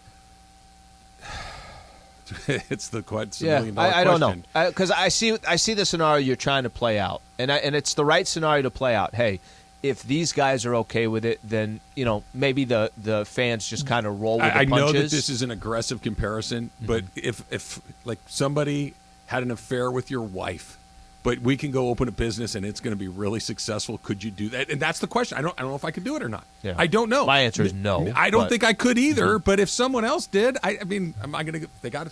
They sell good burritos. I'm going to go buy one there, right? What do I care if they can figure it out? All goes back to the burritos. I can figure it out. Let's go to Valencia and Lewis. Lewis, you're on with Trav and Slee. What's up? Hey guys, I get what Sliwa was saying. If Kershaw were to do that, but I don't think he ever would. So for me, it's a hard no. It's a no way in blankety hell. I would actually just quit being a Dodger fan if they did that. That would be the only thing that would make me quit being a Dodger fan, because as much as Kershaw struggled in previous against the Cardinals, against the Cubs, and I mean, he was in that series. And what they did to Kershaw's legacy, what they did to Dodger fans, and I'm telling you, you guys are going to get 90% no's on this. But, I mean, I'm with you, Travis. That's your analogy with opening the restaurant is you hit it spot on. There's absolutely no way I could ever root for that guy or any of those guys on my Dodger team. Lewis, let me ask you something. I don't want you to hang up. I don't think it was a restaurant. I think it was a burrito. We're selling burritos. Oh, you're selling We're selling burritos. burritos. So theoretically, or it could be a gas station, but whatever. So here's my thing, Lewis. let's say, and I agree with you, I don't know if they would bless it like that, but let's just, for the sake of this argument, say they have. You're really going to not be a fan of the team that you've been a fan for? Couldn't you just hold your nose every time Carlos Correa comes up to bat, not cheer, sit on your hands, turn your back, and still enjoy a run to the World Series? Could you not do that? I think at that point you're disrespecting your players on your past teams that worked so hard to get to where they got, and I think you're just selling your soul. And I don't think Dodger fans want to win a World Series that bad to see. That's it. And Lewis, I want to jump in right there because I think that's it, and that's what we can turn it over to they're Dodger always fans in the mix too. Over Factor Cap is. Can you sleep at night is basically what you're asking yourself. Can I sleep at night knowing that this guy's on my team? Would you rather not get a World Series or have a much better chance of getting one with a guy like that? We'll do that when we come back after Factor Stay Cap. on hold. Stay on hold. 710 ESPN. All right, stream live sports and original content with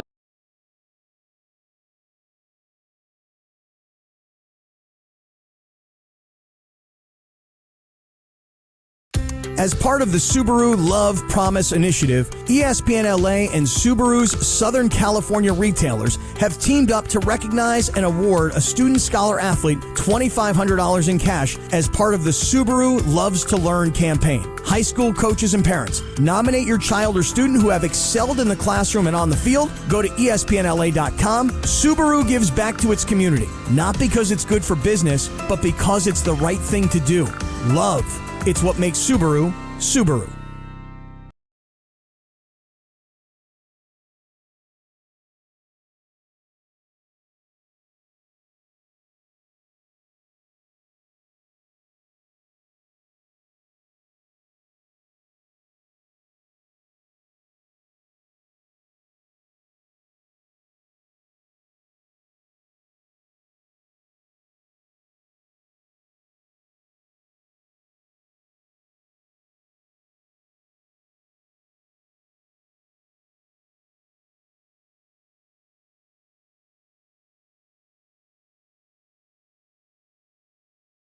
Veterans Day is coming up, and this Thursday, 710 ESPN, going to be throwing it down in the city of Downey to celebrate the 247th Marine Corps birthday and Veterans Day Bash. We did this last year.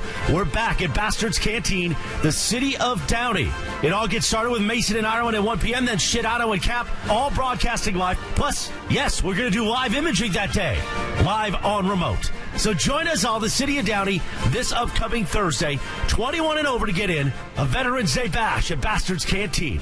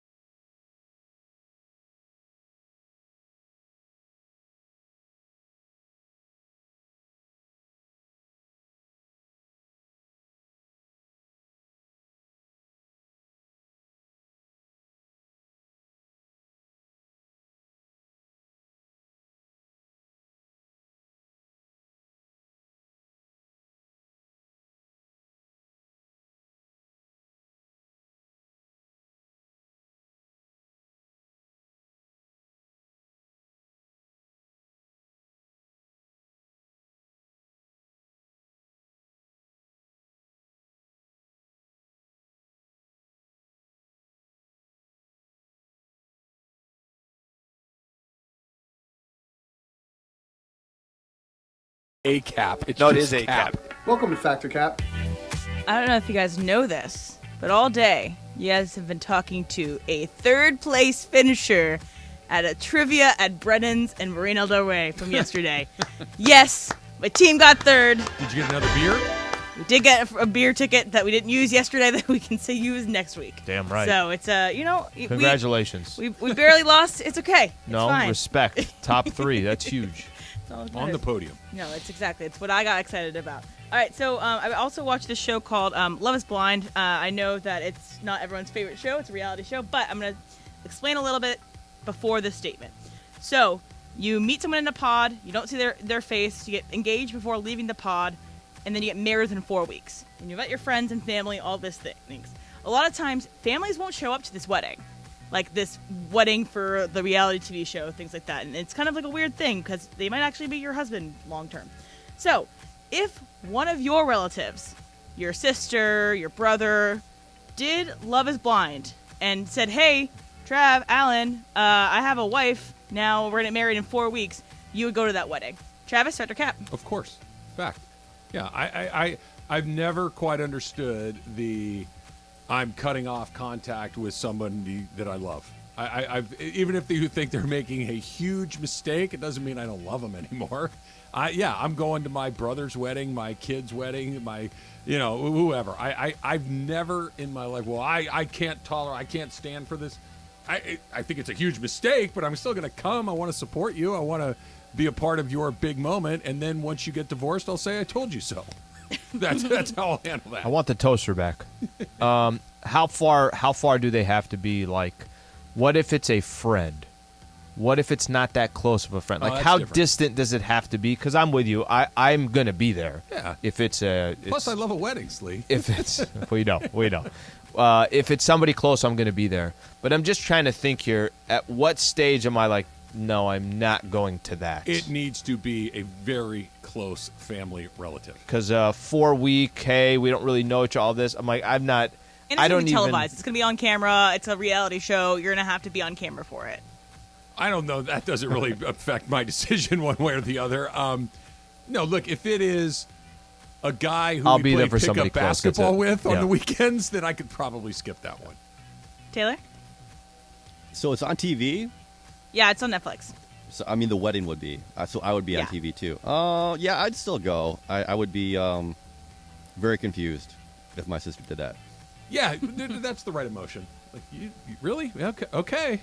See you there. Sure, might as well. Yeah.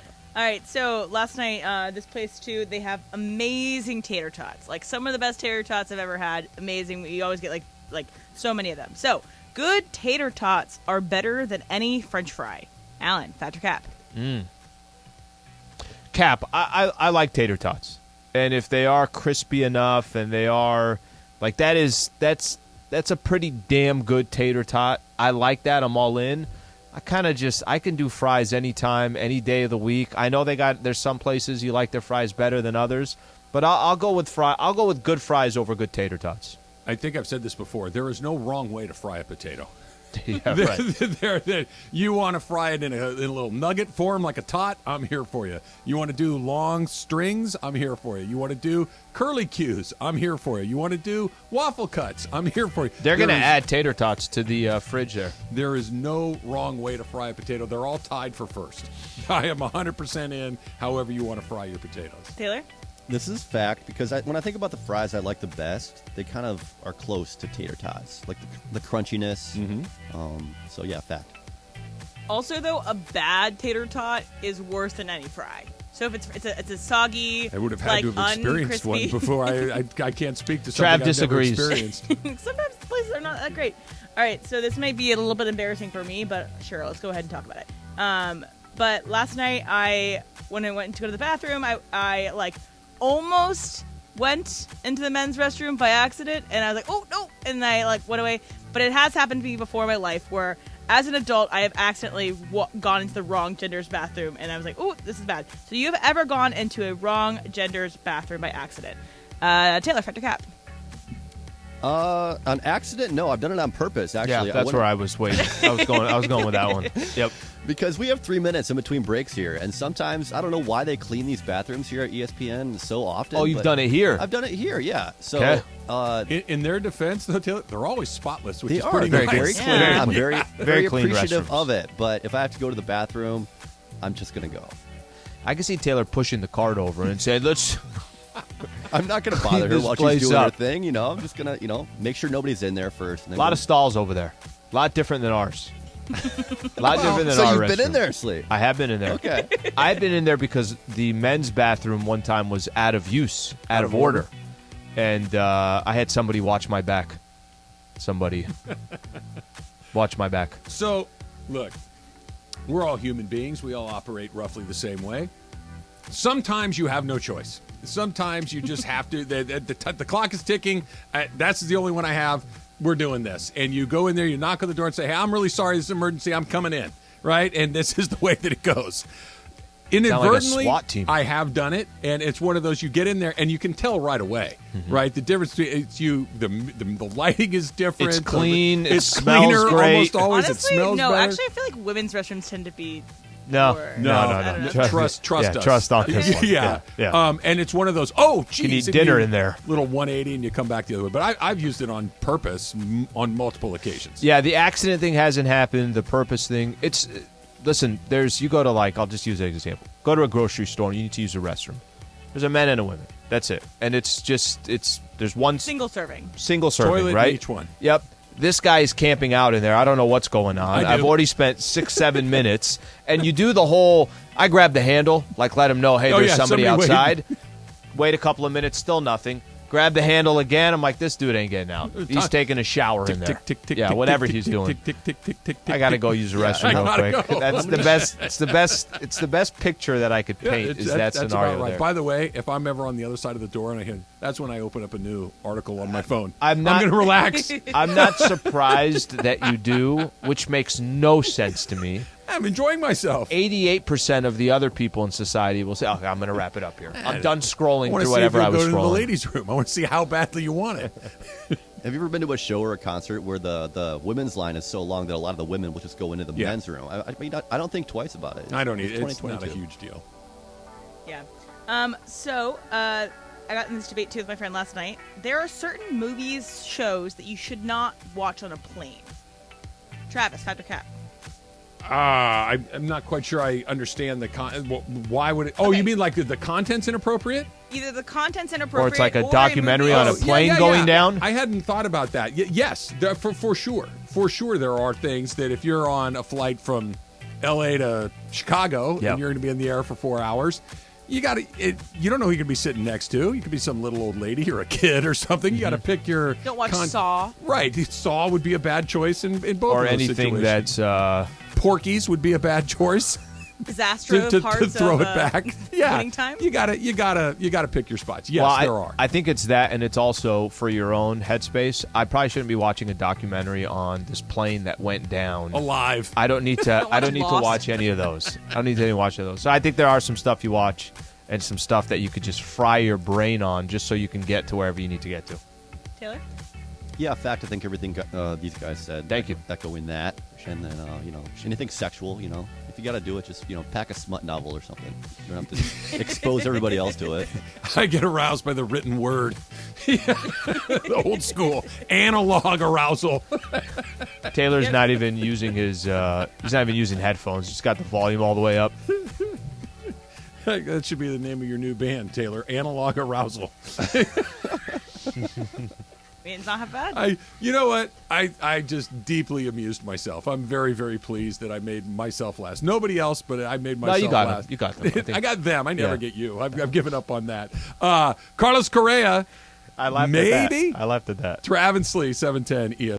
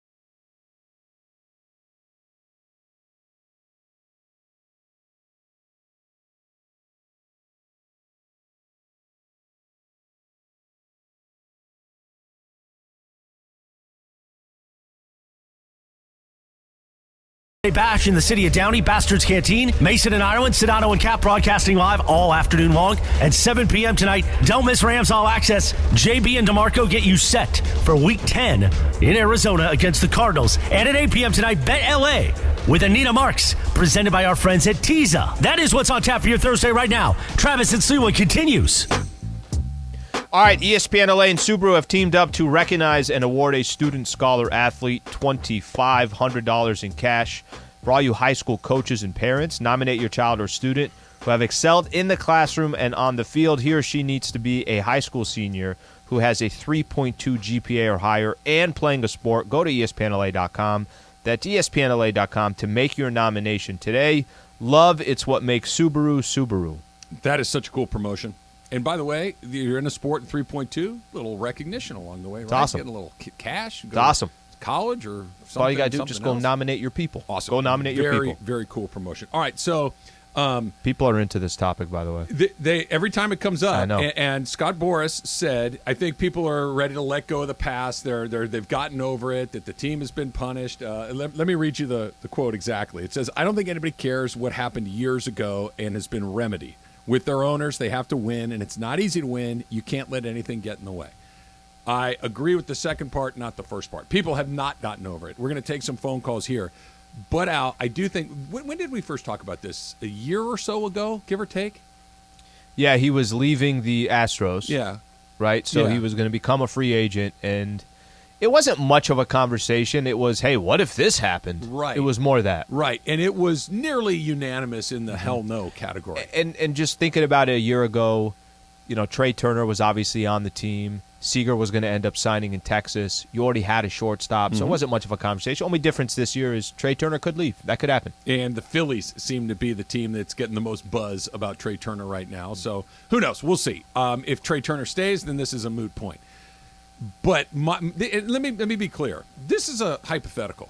I am hypothetically suggesting that if the Dodger vets, Justin Turner, Clayton Kershaw, Dave Roberts, the guys that were a part of the 2017 team as well, gave it their blessing, right? Just said, look, I'm okay if he's on the team. It's the only scenario that we could find where if this and this happened, would then a Dodger fan look at it differently because a Kershaw or a Turner or a Dave Roberts said, guys, the past is the past. We're trying to win. This guy's going to help us win. Yeah, and I don't think any of those guys would, but that'd be surprising. There's also this idea of, look, we've been doing this 10 years, and we can't break through that wall in a 162-game season. We got to get one of these done, and I'm gonna swallow this jagged little pill, and I'll deal with it moving forward. Here's one from Pokes. Y'all be crazy to brew Correa out of town. Okay, there's one.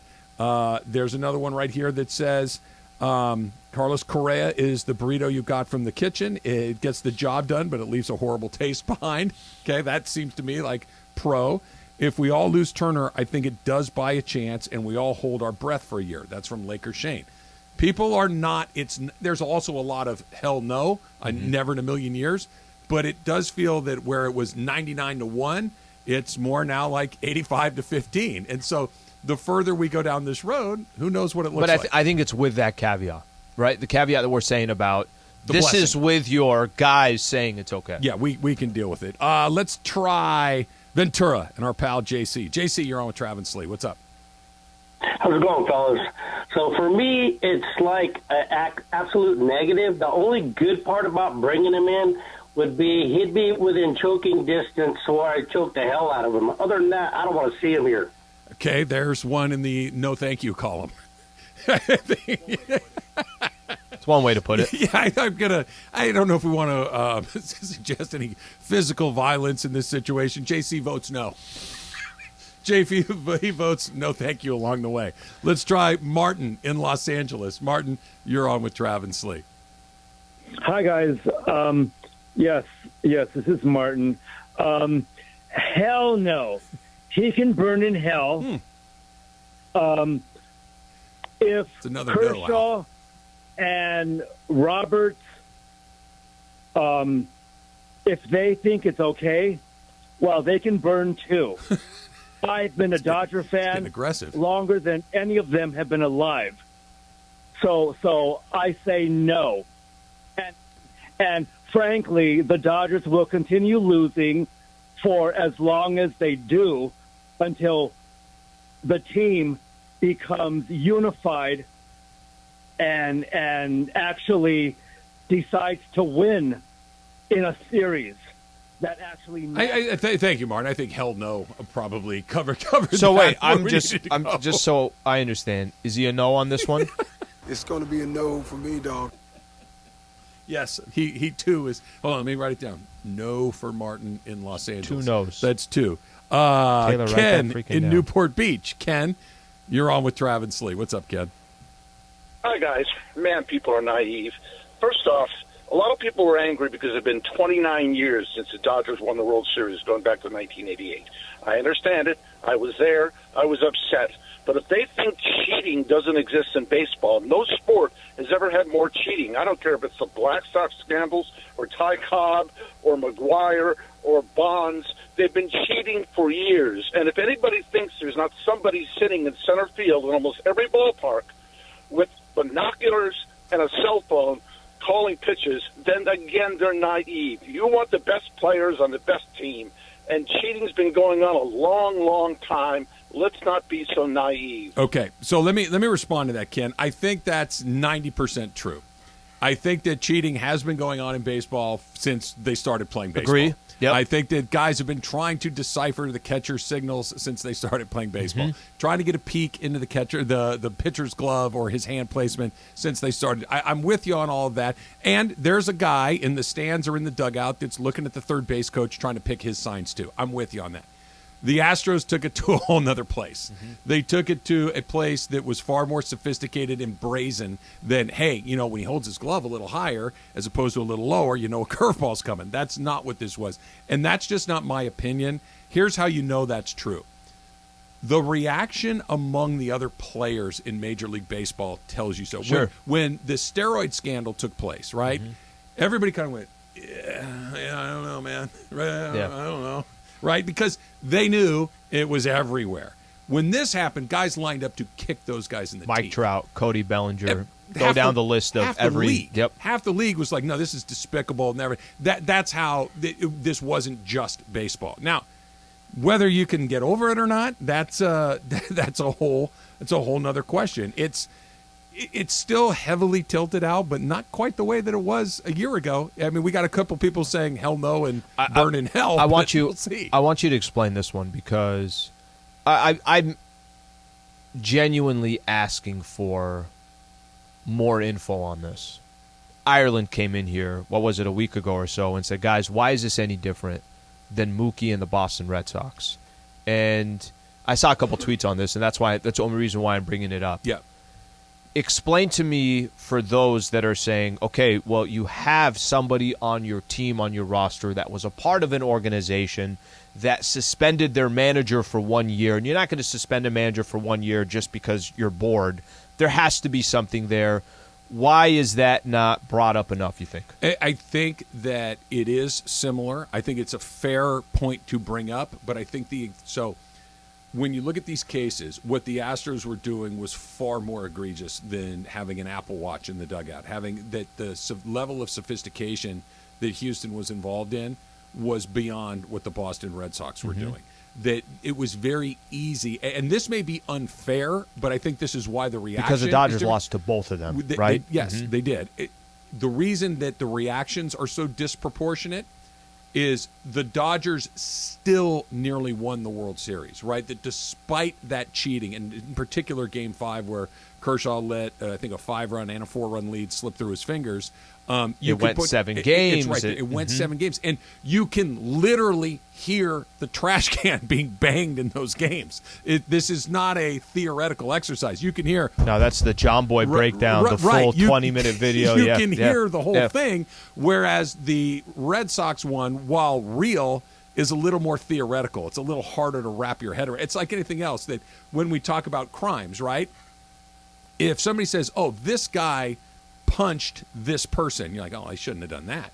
And then you see it, it's 10 times worse, right? When you see somebody commit an act of violence, there isn't necessarily a difference, but the reaction to it is very different. Okay. I think that's a big part of it. And then the reason why I want to bring it up, because I do see tweets out there, and that has been part of a narrative out there, so it's good to point that out as well. I also don't think that those guys that we're talking about would ever sign off on it. I really don't. I just think that can I close my eyes at night and be okay with this? And I can't. I cannot be friends with a guy who had an affair with my wife. I can't do it. Can I also, put it this way? It's not like the Dodgers are light years away from competing for a World Series. They're right there. And my personal opinion, it's not that they didn't have enough talent to win this year. It's not that they don't have enough bats. It's not that they don't have enough arms. Bringing somebody like that in here to help you get over the top, I think the Dodgers are they're too good of an organization to be desperate. Why? You don't have to go after Correa. You just don't. And to have listeners call in and to have people it brings a toxicity Can I just to throw one in there? He's the best one available. And the Dodgers don't mess around with less than the best. You're right. It's not like he's the only one. Dansby Swanson's available. Maybe Bogarts is there. Trey Turner. But when you just look at the raw number, he may be the best one of the bunch. And that's why it's like he might give you an incrementally better chance. Who knows? All right. Speaking of guys that are coming and going, this guy I was convinced was staying. Then I was convinced he was leaving. And now I'm pretty sure he's coming back. So I obviously have a good grip on this. That's coming up next. It's Travis Lee, 710 ESPN. Hey, it's Mason. We are broadcasting. Veterans Day is coming up, and this Thursday, 710 ESPN, going to be throwing it down in the city of Downey to celebrate the 247th Marine Corps birthday and Veterans Day Bash. We did this last year. We're back at Bastard's Canteen, the city of Downey. It all gets started with Mason and Ireland at 1 p.m., then Shitano and Cap, all broadcasting live. Plus, yes, we're going to do live imaging that day, live on remote. So join us all, the city of Downey, this upcoming Thursday, 21 and over to get in, a Veterans Day Bash at Bastard's Canteen.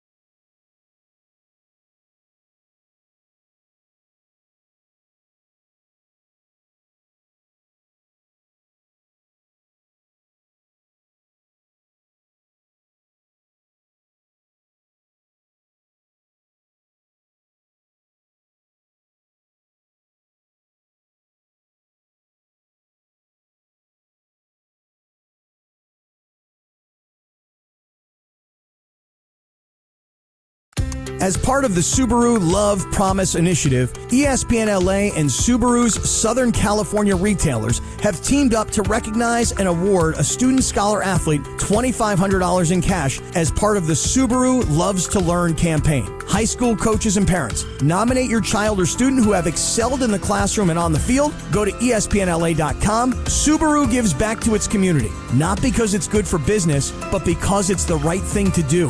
Love. It's what makes Subaru, Subaru.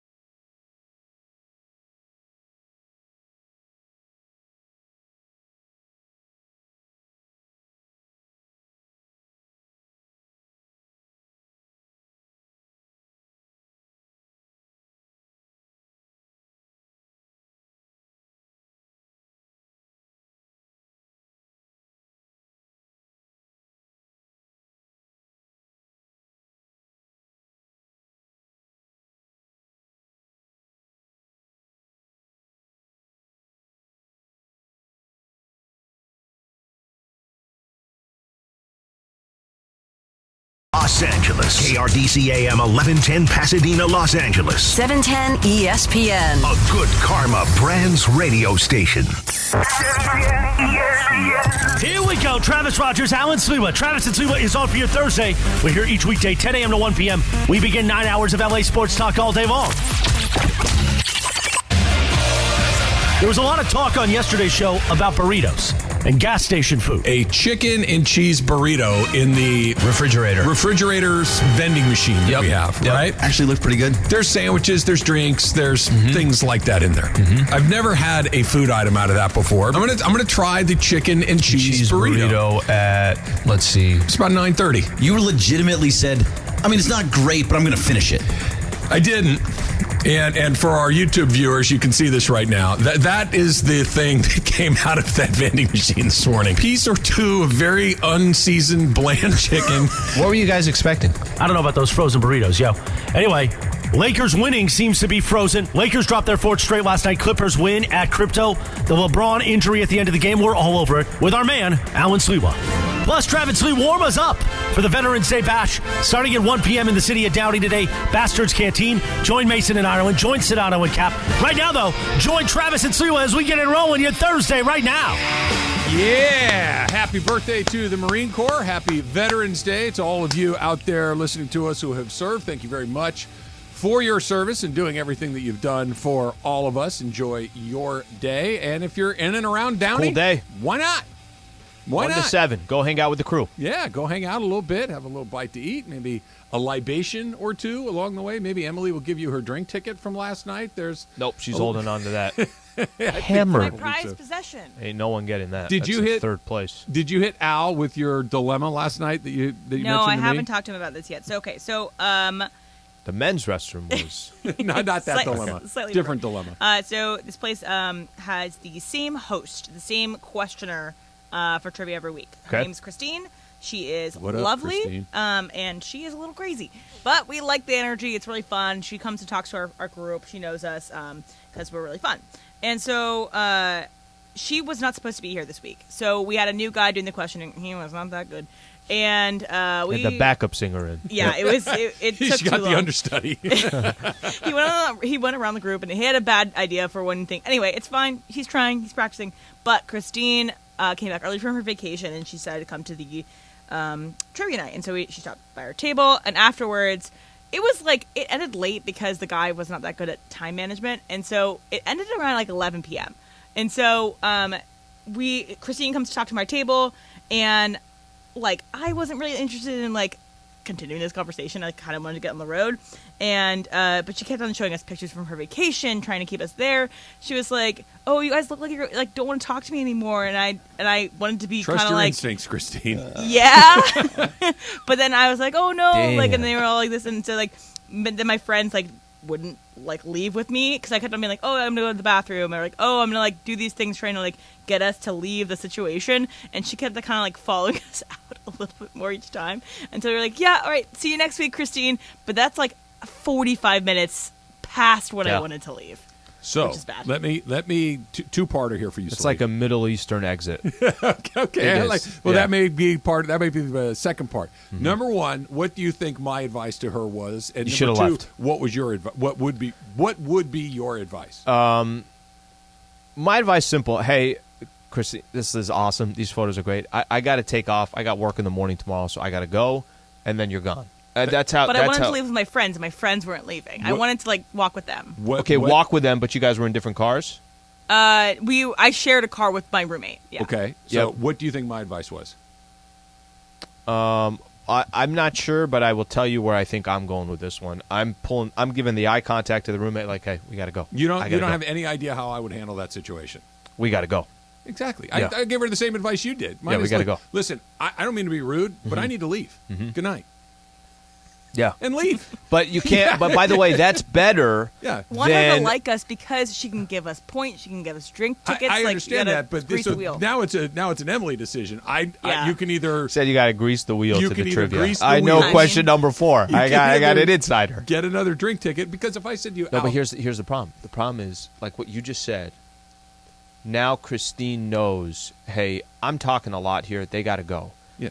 But Christine had to ask you guys hey, am I talking too much? That's an awful feeling for Christine, and I'm sure that wasn't the best feeling for you guys. It wasn't an awful feeling for Christine, or she would have not asked the question. She would have realized that she'd lost the group's interest, and she would have let But them it's leave. better off just telling Christine, we got to go. Right, of course. It's not even that Why rude. are you showing me photos from last year? We're on a different vacation now. Why is that your 4th birthday? Why are we seeing the pictures of that? You're right. Look, it's awkward, but it's not rude. Like to tell someone, hey, listen, I don't mean to interrupt you, but I gotta go. I need to leave. Yep. Good night. Yep. I'll see you next Have week. you ever worked with Travis? He's going to get angry. I got to get home. Exactly. Taylor, hey, I got this guy waiting for me. He's going to be a pain in my ass. I got to get out of here. Taylor, you have worked as a trivia guy, right, before? Yeah, I used to host trivia here in Wisconsin. But my advice, Emily, is to find a new bar. No, but I trivia like at. this bar. There are it's hundreds of competitive. them around LA. Christine sounds like a clinger. But this one's also right next to my friend's apartment building, which is why we do it. But, You should give Christine Taylor's number. Okay, also. Taylor, would you have just walked away? How would you have handled it, Taylor? It's different because she's with her friends. You know, they all drove in the same car, right? Yeah, but the second she declares, I need to leave, the thing breaks up. If there's an unequivocal, I'm leaving, the whole thing dissipates, right? This is why I drive myself. I like to, Irish exit when I can.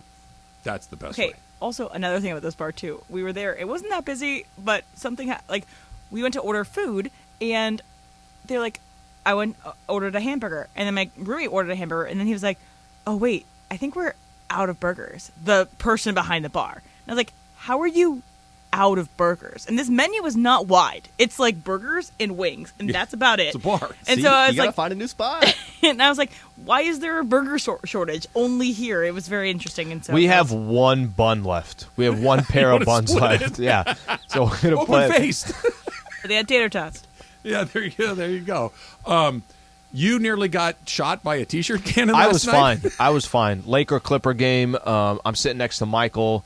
Michael to the left of me is Michael. To the left of Michael is John. And kind of minding our own business. This is, by the way, this is very Clipper-esque. And it's not a bad thing. It's not a bad thing. It's just different, all right? Clippers have a lot of promotions going on. A lot of kind of gimmicks going on during the game. You compare that to a Laker game. Laker game, I feel like I know exactly what's happening. The Laker girls, and you got a quick little thing happening at halftime. And it everything just kind of moves along. For the Clippers, I'm at a club. I don't know where I am. I'm at a circus. There's a lot of stuff going on. They're shooting the shirts. They're shooting the cannons, right? Michael finds a point. There's a stage of the game. Michael's going to open up his bag of chips. Michael has kind of a certain regiment that he does. Opens up his bag of chips, and he's just kind of eating a chip here and there. And then I put my head down, and the next thing I see is I just see chips everywhere. Chips are flying. And there's a shirt that gets shot that literally hits. You never see it coming. I never see it coming. I don't think Michael saw it coming. I think Michael had his head down. John might be the only one that saw it coming. Did it startle you? Startled everybody. It startled everybody. I was like, that's it. It's over. This is my last night. This is how it starts. My day ends. My life ends at a Lakers-Clippers game because a shirt being fired at us. But it just... Chips go absolutely everywhere, and then poor Michael loses, I think, 50% of his chips. What flavor chips were they? I think they were just sea salt kettle chips. Those are terrific. No, that's the OG one. Those are those really, are the OG really one. good. And they're salty, and they're they're the good crunchy. Kind. Yeah, they're really good. I would be I don't care if I'm not Homer Simpson demanding the T-shirt, but I would demand that Steve Ballmer replace my kettle chips. It's fair. It's fair. There's a couple on the ground. I was looking at them like, might take one of these. People are still very upset about the Scott Boras. People are already over Carlos Correa. Yeah, Let's try Ontario and Ronnie. Ronnie, you're on with Trav and Slee. What's up, Ronnie? Hey, how you guys doing? All right. Hey, so I'm still pissed, man. I heard you guys talking about it, and it just got my blood boiling again, Just thinking about this guy and bringing back all the faces of that 2017 roster. Ethier, Yasmani Grandal, all these guys, Rich Hill, Brandon McCarthy. You start naming all these guys, right? Tell me how they feel, man. They're not in the league anymore. If they are, they're still pissed. I don't know. Just thinking about this guy, Yasiel Puig, another one. They're with Kobe in the stands and him hitting it out. Come on, dude. Well, that was the year after. But still, it's just it's not cool. and I still hate it, and it gets me fired up again. And no, man, I don't want this guy, even if it's the last guy on the planet. No thanks. See? Yeah, Ronnie, you bring up a really good point, and you can hear it in Ronnie's voice, Al. You can hear how angry he is, and what he said I think is perfect. The second I heard you bring it up, it made me angry all over again. That's Ronnie in Ontario. It's Travis, Dodger fans, right? When I see Carlos Correa's face, when I saw every time Jose Altuve would come to bat in the World Series, like this guy, right? You know, you get that's me sitting in my home. That's Ronnie in his car listening to us talk about it. Imagine being Justin Turner. What does he feel? What does Clayton Kershaw feel when he sees that guy? What does Dave Roberts think when he sees Alex Bregman walk around like he's a two-time world? Like, if I feel the way I feel, how does somebody that actually was ripped off feel about that? Look, Boris is trying to do one thing, trying to get as much money for his client as possible. Sure. He's trying to sweep it under the rug, and I didn't watch, listen, Correa played for the Twins, so it's not like I'm watching every game. Taylor, how was Correa this season for the Twins? I'll tell you why I'm asking the question. How was he? How was he for the Twins this year? He's a solid player. I mean, the Astros knocked out the Twins in the playoffs a couple years ago. So I was initially, I was reluctant to have him on the squad, but he produced, and I wish he'd stay. Honestly, how did Twins fans by the time? No problem. Like you're 30, 40 games in, nobody's really thinking about it anymore. Game this year in San Diego, I went to see a Padres Twins game, and everybody there was super. I mean, there were a lot of Twins fans there that were super supportive of him. Okay, so the reason why I bring that up is there's nothing with the Twins, and there's no Twins Astros history. There's nothing there, right? No so connective tissue. I think that for a lot of Dodger fans that are out there, it's not like the Dodgers are desperate. They're not. It's not like they have a lack of talent. They don't. It's not like they have a lack of being able to bring in free agents. So I think it's just so much different than every other predicament, and it's a player that literally was part of a squad in Game 7 World Series. We keep saying that the Dodgers are one World Series short. That could have been the World Series that shut everybody up. I want to take this call because this is a really interesting point, and I want to hear this from somebody that's not me. Long Beach, Raul. Raul, you're on with Travis Lee. What's up? Hey, how's it going, guys? Hey. Well, I'm in half and half, but at the end of the day, it's the owner's decision. I mean, he's the one who's putting the money up. He's the one that's, if you want to play, you stay in the team. If not, hey, guess what? I'll buy somebody else.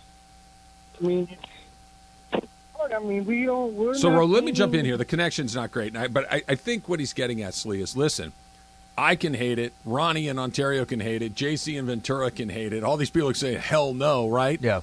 But if the team says, look, this is going to make us better, we're going to do it, they're going to do what they think is going to make the team better. My question is, I wonder if in this very specific case, if that's true, that if Dodger fans are almost universally aligned in their loathing of a particular player, if management doesn't say, look, this is the best baseball move, our fans will hate this, or will they look, they're going to hate this for a week, then he's going to hit a big home run, and then the All-Star break's going to come around, he's going to be on the team, and by the time we get into the postseason, people will be chanting his name. Do they do it that way? It could happen, right? It's a scenario that could happen. You kept saying, remember when the Draymond takes out Jordan Poole, and you're like, Al, a couple days, this thing, nobody's going to be talking about it. Yeah.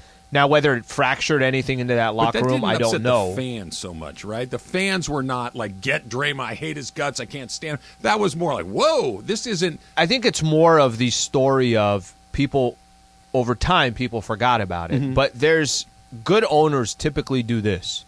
Good owners are not the ones that say, hey, the customers don't like the taste of the food, but screw them. I think it's a good dish. I'm going to keep putting that dish out every single night. No, usually a good owner says, I got to make sure I'm accommodating to what my customers want. If the Dodgers, if the fans are their customers, do they want to accommodate that? You're taking a risk. Let's put it that way, Trav. You are taking a risk for sure, but the meal has been good, but I'm thinking, look, they think they won't like this, but they will. They haven't tasted it yet. I know that they tasted it over there, but with this group, and it's going to be a little bit different. I don't think you can do it. I don't think you can do it unless you get buy-in from your players. I don't think you can do it. You get at least minimal buy-in from the fan base. But it seems to move down the field a little bit every time we bring it up. It goes from 0 to 5 to 8, And this one felt a little bit different. It's mostly negative, but not exclusively. NFL picks against the spread. Coming up next, it's Travis Lee, 710 ESPN.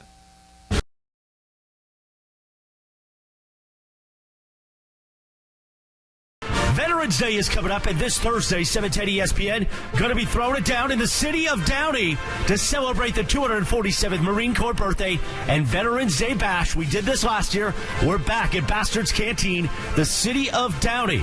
It all gets started with Mason and Ireland at 1 p.m., then Shitano and Cap, all broadcasting live. Plus, yes, we're going to do live imaging that day, live on remote. So join us all, the city of Downey, this upcoming Thursday, 21 and over to get in, a Veterans Day Bash at Bastard's Canteen.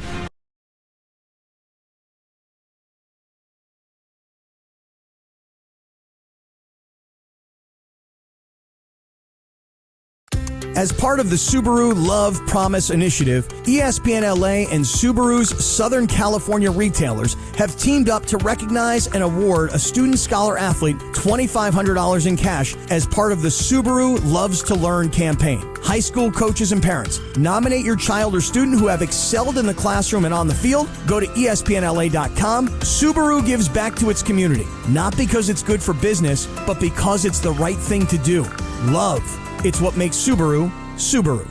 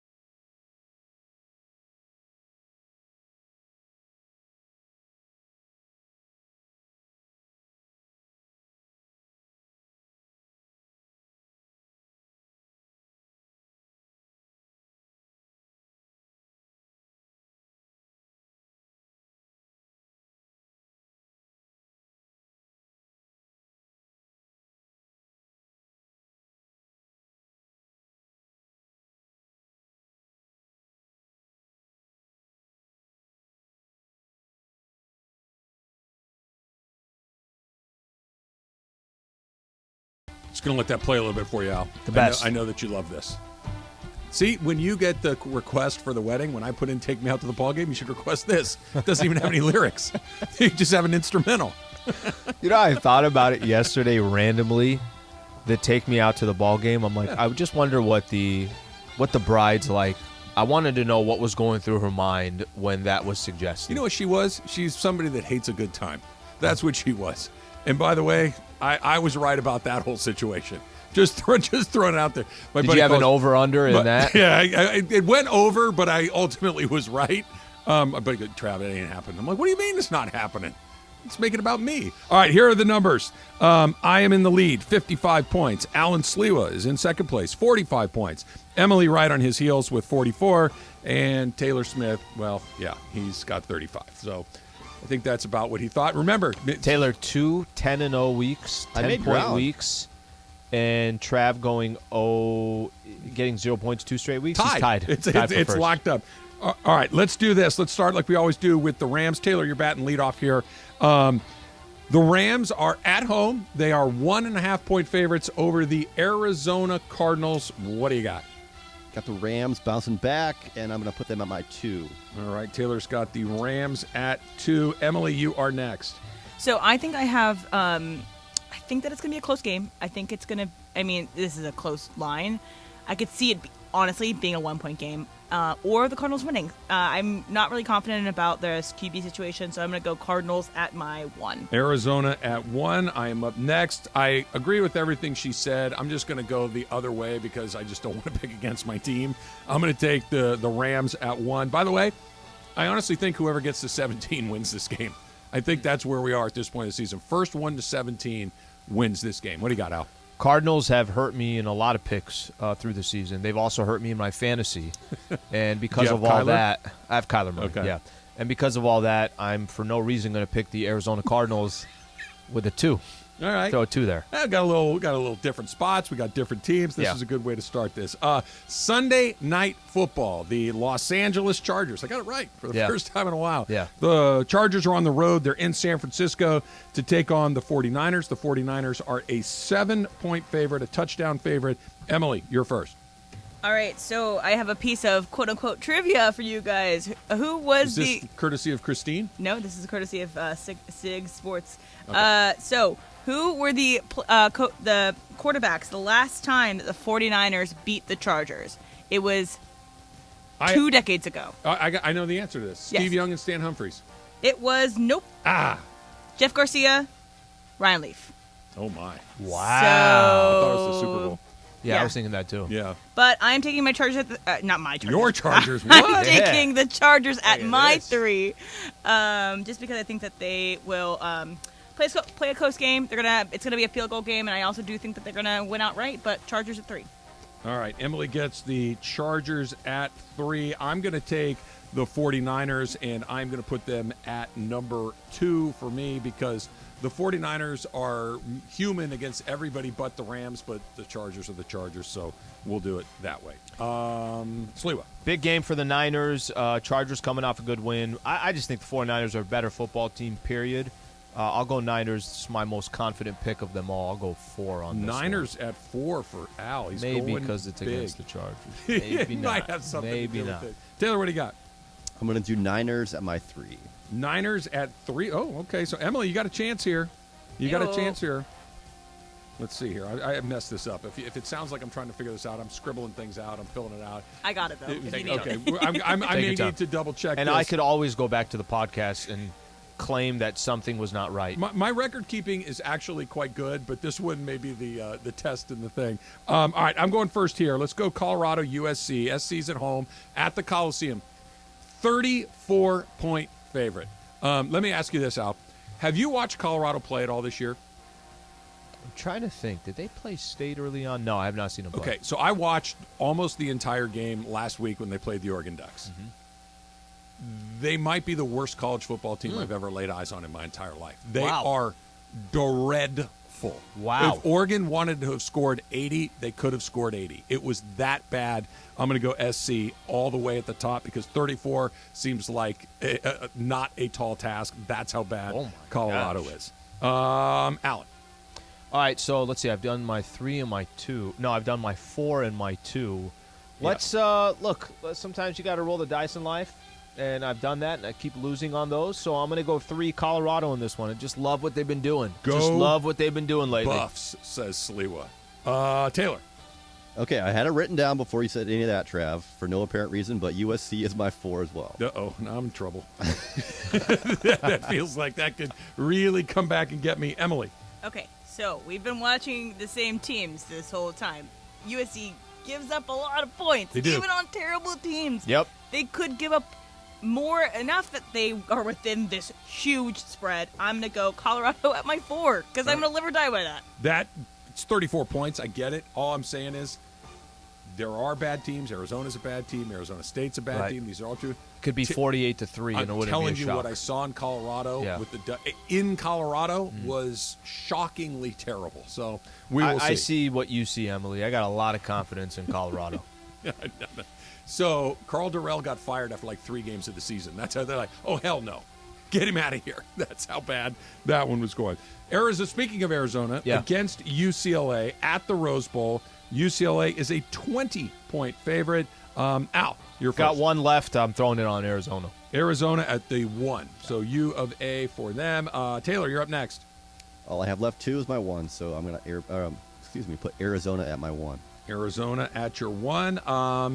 Emily, you're up next. So I think that I'm having UCLA. I think that they're going to try to get into that top 10, prove Mr. Bergman right that that they deserve it. So I think that they're going to have a big win. UCLA at my 2. UCLA at the 2. So we got 2 Arizonas, a UCLA. I got it at 2. I'm going to take the Bruins. Not because I don't like the 20 number is bad, but you're either up by 60 by the end of this week, or I'm within like 5. We got a long way to go, and like you've said many, many times, that the regular season, I could be the Dodgers. I could run away with it and then face plant on wild card Basically, weekend. the March Madness tournament. Everybody makes it. Exactly. Everybody makes it. Everybody makes it. There are no cuts. We still have some of our Carlos Correa hell no callers that I want to get to. And plus, is Cody Bellinger coming back? If you listen to what Andrew Friedman had to say, that may be the case. That's next. It's Travis Lee, 710 ESPN. Veterans Day is coming up, and this Thursday, 710 ESPN, going to be throwing it down in the city of Downey to celebrate the 247th Marine Corps birthday and Veterans Day Bash. We did this last year. We're back at Bastard's Canteen, the city of Downey. It all gets started with Mason and Ireland at 1 p.m., then Shit Otto and Cap, all broadcasting live. Plus, yes, we're going to do live imaging that day, live on remote. So join us all, the city of Downey, this upcoming Thursday, 21 and over to get in, a Veterans Day Bash at Bastard's Canteen.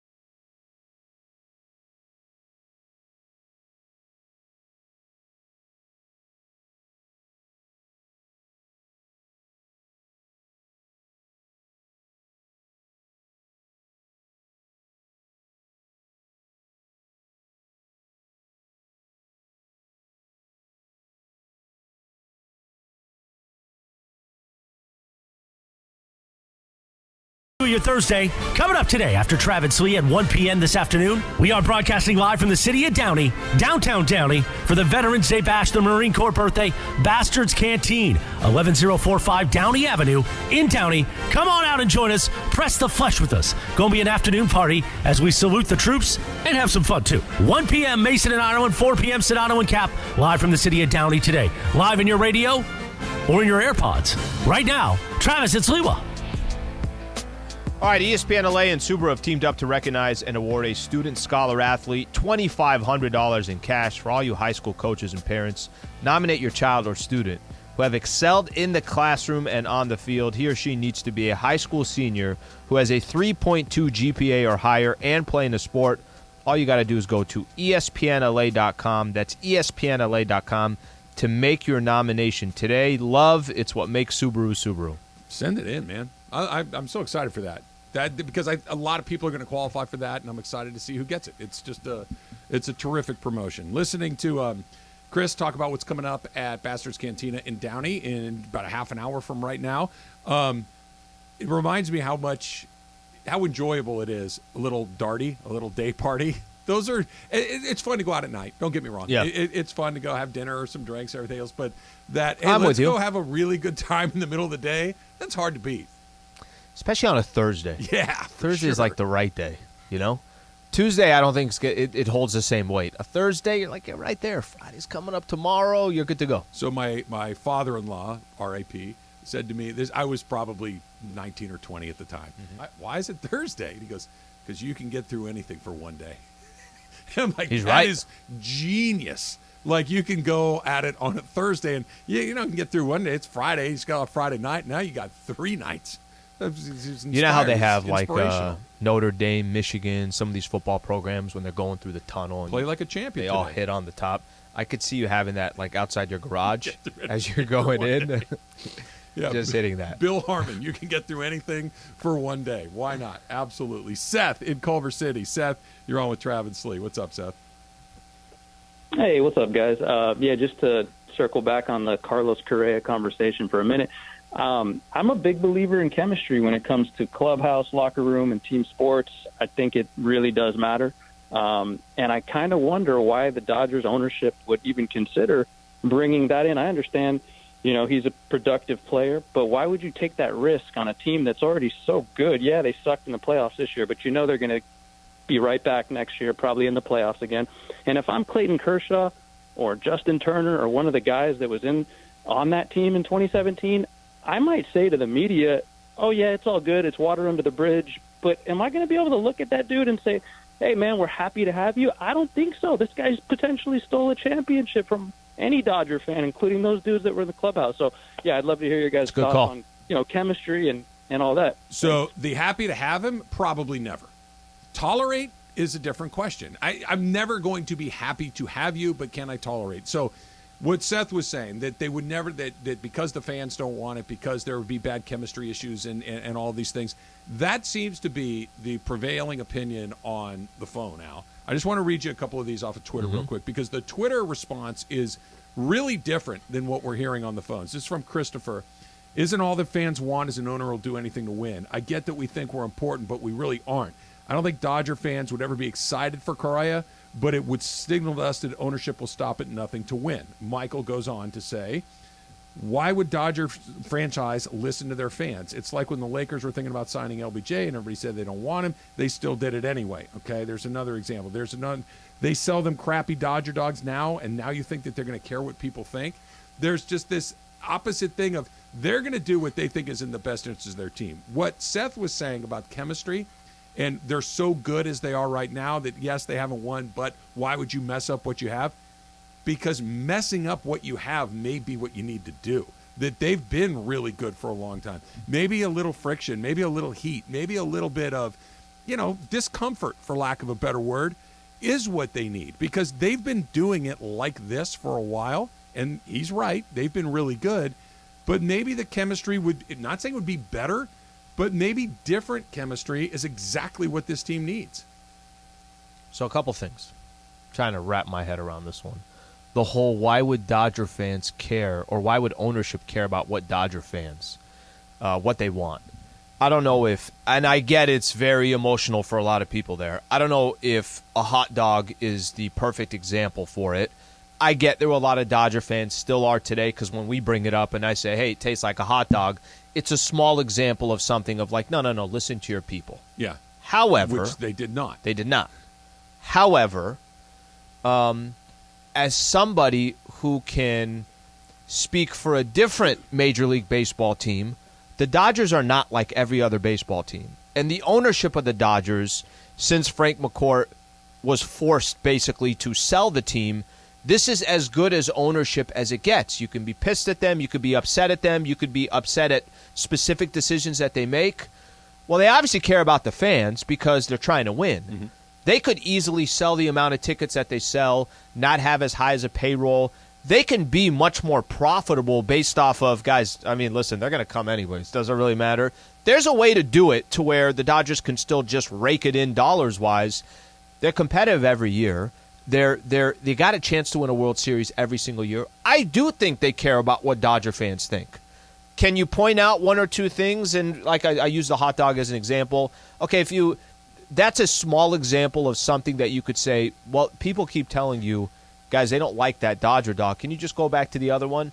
Okay, they obviously haven't done it, but at least the product on the damn field, every single year they care. I think the Dodger dog is, I'm with you, it's not a perfect example, but I think it's an example of... It's a weird example. But it is. But it's also one of those, hey, listen, you're going to get used to this. We're still selling them.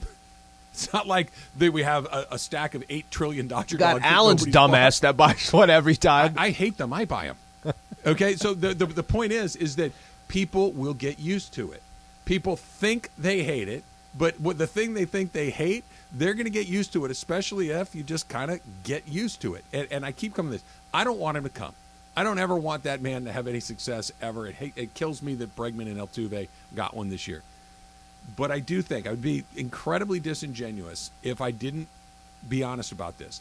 I think if he showed up and he helped them win, people would get over it real fast. This idea, I'll never, yeah, you will. I'm sure there's one or two of you out there that will turn off your TV and burn your hat in your fireplace. I'm sure there's a couple of you guys that are out there. Most people are like, man, I love the Dodgers. I don't like this guy, but you know what? Man, he's pretty good. We're winning. The chemistry isn't terrible. We got a little that they'll come around, and that could be what management is thinking. They'll hate the signing of the day of it happening could be, this is the worst day in Dodger history. I can't believe they did this to my team. Let's fast forward 6 months and see how people feel about it. I think that if they ever decided to do that, that's what they're banking on. The initial reaction would be terribly negative. But if the results are positive and they make a move and the players on the team are okay with it, I think Dodger fans would get on board relatively quickly. Gut feeling? Just gut feeling? No. Yeah, I'm with you. You know what? I don't think there's ever been a moment where I thought it could happen. Well, Andrew Friedman said something the other day, which we was talking about shortstops specifically, and he said, look, we're still in negotiations with Trey Turner. We're in negotiations with all other free agent shortstops, and this is the part that made me go, oh. And if Gavin Lux is our shortstop next year, we're more than comfortable going into the season with Gavin Lux as our guy. That last part of that was the Gavin Lux is going to be your shortstop next year. Because otherwise, you say, look, the how they answer these questions, they're telling you what's going to happen, right? They're not saying, or no. they're at least setting you up that Right. could be right. That could be the end result. And are the Dodgers a terrible team with Gavin Lux at shortstop? No, dude knows how to hit. Is he a good shortstop? Not particularly. But can he survive? Yeah, probably. And instead of winning 111, they'll win, 98? And not just because of that, but they're going to be I know really what you good. mean. Yeah, I know what you mean. That was the first time I heard something like that made me think, oh, he may be coming back, which brings me to this. Andrew Friedman on whether or not Cody Bellinger will be offered a contract coming into his final year of arbitration. You know, having backstage kind of pass to watching him, I still very much believe in the true talent, the ability, and have watched how hard he has worked and how much he cares. Last year was disappointing. He'd be the first to say that, and that there's a lot more in there. And so now it's incumbent upon him, us, everyone to figure out how to do that from a talent and work ethic standpoint. There's no reason why he shouldn't be able to. I have no idea whether he's coming or going now. I thought for a long time he's going to stay because, why not? And then he was so bad again. You're like, look, we can't just keep doing this. Yeah. They did bench him in the postseason. But here in Andrew Friedman, look, dude's working hard. There's still a ton of talent in there. Maybe there's a little bit of poker, but I don't know anymore. I hope there's poker. I really do. I really, really do. And I say that a lot for both. I say that for Cody Bellinger as well. Don't you want to be somewhere else? Don't you want to kind of just get a fresh start, get out of this, get out of the spotlight here in LA with the Dodgers? You've done it for so long. This isn't a perfect example. Don't you want to see Russ somewhere else? Like, don't you? Less than I did 2 weeks ago. But which, by the way, is honestly, which is fair. Yeah. The only thing is they just keep losing. I know. There isn't. But I know what you're saying. 2 weeks ago, you'd want to see it more. The Bellinger part for me is, first off, if you benched him during the postseason, during your most important games, then doesn't that kind of just set the message of when the money is on the line, we are not counting on you? Well, why the hell do you have him anyways, especially for a Dodger team that's only about when the money's on the line? He'd be relatively expensive. He could go for like 19 or 20 million bucks this year. And on top of that, it just seems like the perfect divorce. Bellinger, go end up with a different organization where it's so much quieter. You're with the Twins or you're with just go anywhere else and see if you can come back to being a decent baseball player again. I don't think that's going to happen with the Dodgers. I think that's the question, right? Because, and look, I'm not a scout. What do I know? But I've watched a lot of baseball, and when you see a guy who goes up with a different approach, a different stance, a different spot in the box, you're holding your hands in the I'm standing up really straight, I'm bending my knees, I'm open, I'm closed. It's a dude that it's so lost, Al. Like, you watch Mike Trout get in the batter's box today versus there's no difference. He's a little thicker, but the way he swings the bat is the same. And it's not a great example because he's Mike Trout, but Cody Bellinger isn't just struggling and that MVP. He doesn't look anything like that guy that won the MVP a few years ago. He's lost in the woods, and he doesn't know his way out. And this idea that, he's going to work his way through it with which swing? There's 10 different swings that he brings to the ball. Doesn't it sometimes just feel like, I feel like he's the perfect example of somebody that just needs a new location, new managers, new this, new that, just completely different than what he's been in front of for the last few years. Did you ever see Men in Black? Yeah. Okay, you know that little thing they shine, and you're like, yeah, they need to hit him with one of those. They need one of those. They need, hold it. Boop. And now just go you're play. with the Royals. Right, but not even that, just if there was a way to erase his brain, and he can't do it here, to your point, but I don't think he can. I was the MVP like not that long ago. Now I hit 200. How do you forget that? Do you agree that it's time for a divorce? Like, don't you agree that it would be better for both sides? Bellinger, every time he comes up, how many times does Bellinger's name come up over the last year? And you're like, this is who he's been for 2 years now, and something changing, I just don't see it changing. Here's why. At least with the Dodgers. Here's why it's not 100% yes. I'm like a 90% yes. Because the Dodgers score plenty of runs. The Dodgers score a lot of runs. They're not a team that's like, hey, we got to find some offense. But you didn't even use them in the postseason. Like I said, I'm 90% of the way there with you. But if you're thinking, listen, we can have the best center fielder in baseball, and I get it. But he is going to hit his 20 home runs. He can run. He seems to be a pretty good teammate. It's a guy that people like to have in the building. Listen to Andrew Friedman. We don't have to have him hit 285 with 40 home runs again. Yep. If he can just be mediocre, this is a valuable player. That has to be part of the calculus that they're trying to figure out. If I'm Bellinger, do I want to come back to the same thing? That's the best question of all. That's the best question of all. The Dump coming up next. It's Travis Lee, 710 ESPN.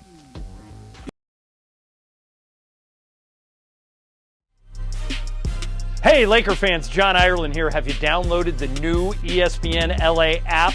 You got to get this thing. It's great. You can get Travis and Sliwa, Mason and Ireland, Sedano and Cap, and all of our Lakers talk with Slee right in the palm of your hand.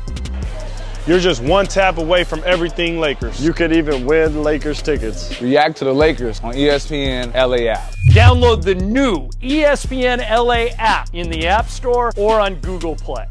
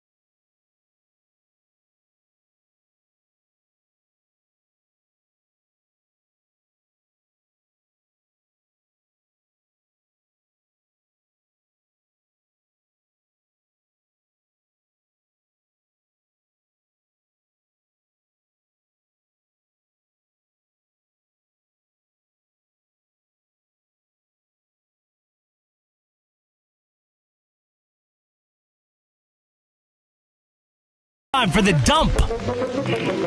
Slee, where do you come out on the, I got to be careful how I phrase this, the mine's bigger than yours whole contest? You know what I mean?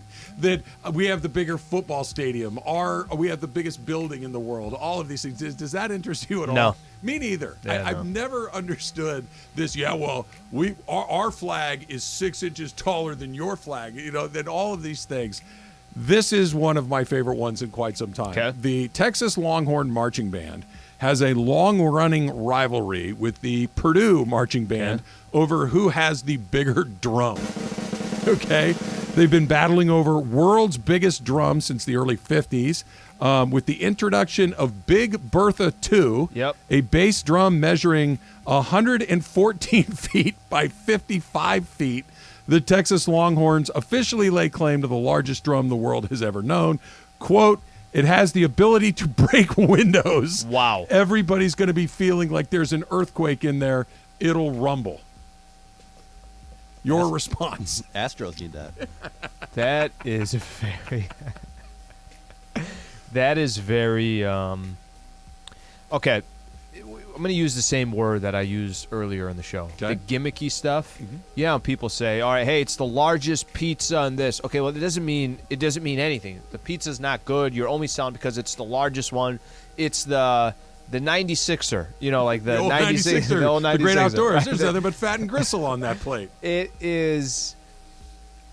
I don't care for it. I don't pay attention to it. I don't care the quantity over the quality of it. I get why they do it. The quality, it'll break windows. I get why they do it.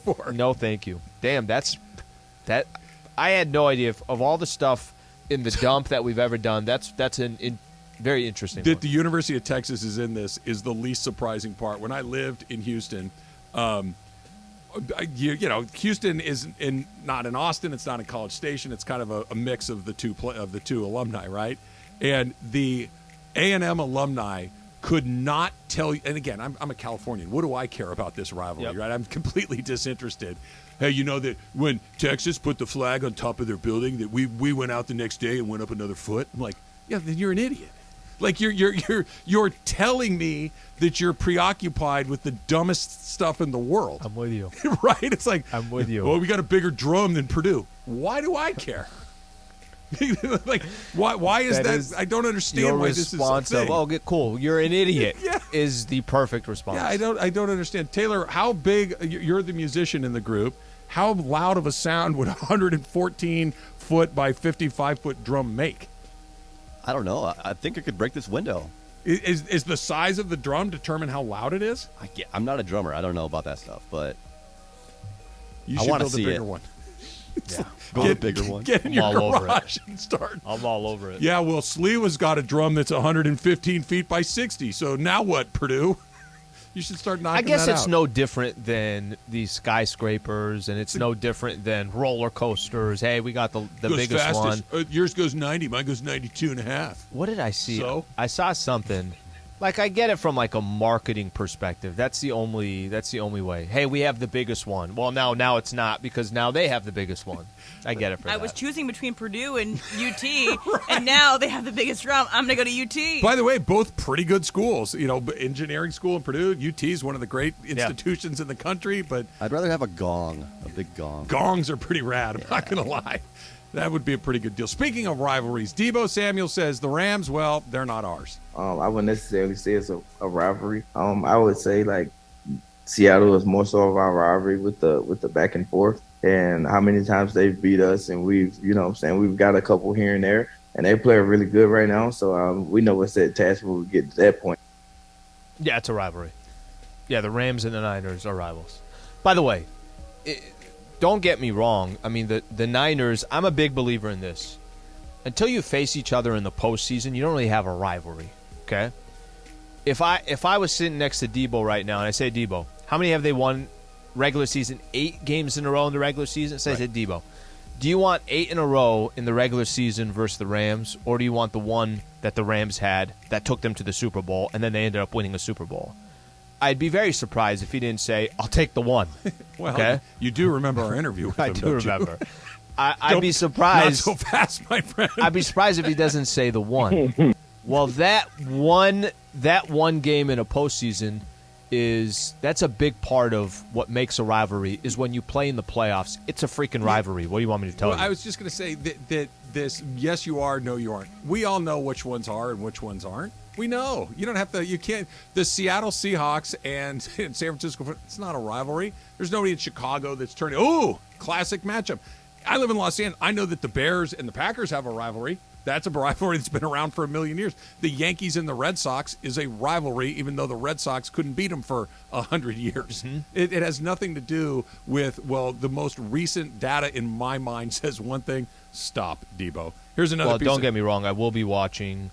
Oh, I finally got a good one. Thursday, December 15th, Seahawks Frisco, prime, Thursday. The Rams and the Raiders are later. I think that's the 8th. I think it's the week before that. That's an exciting game. Yeah, like I said, December 15th.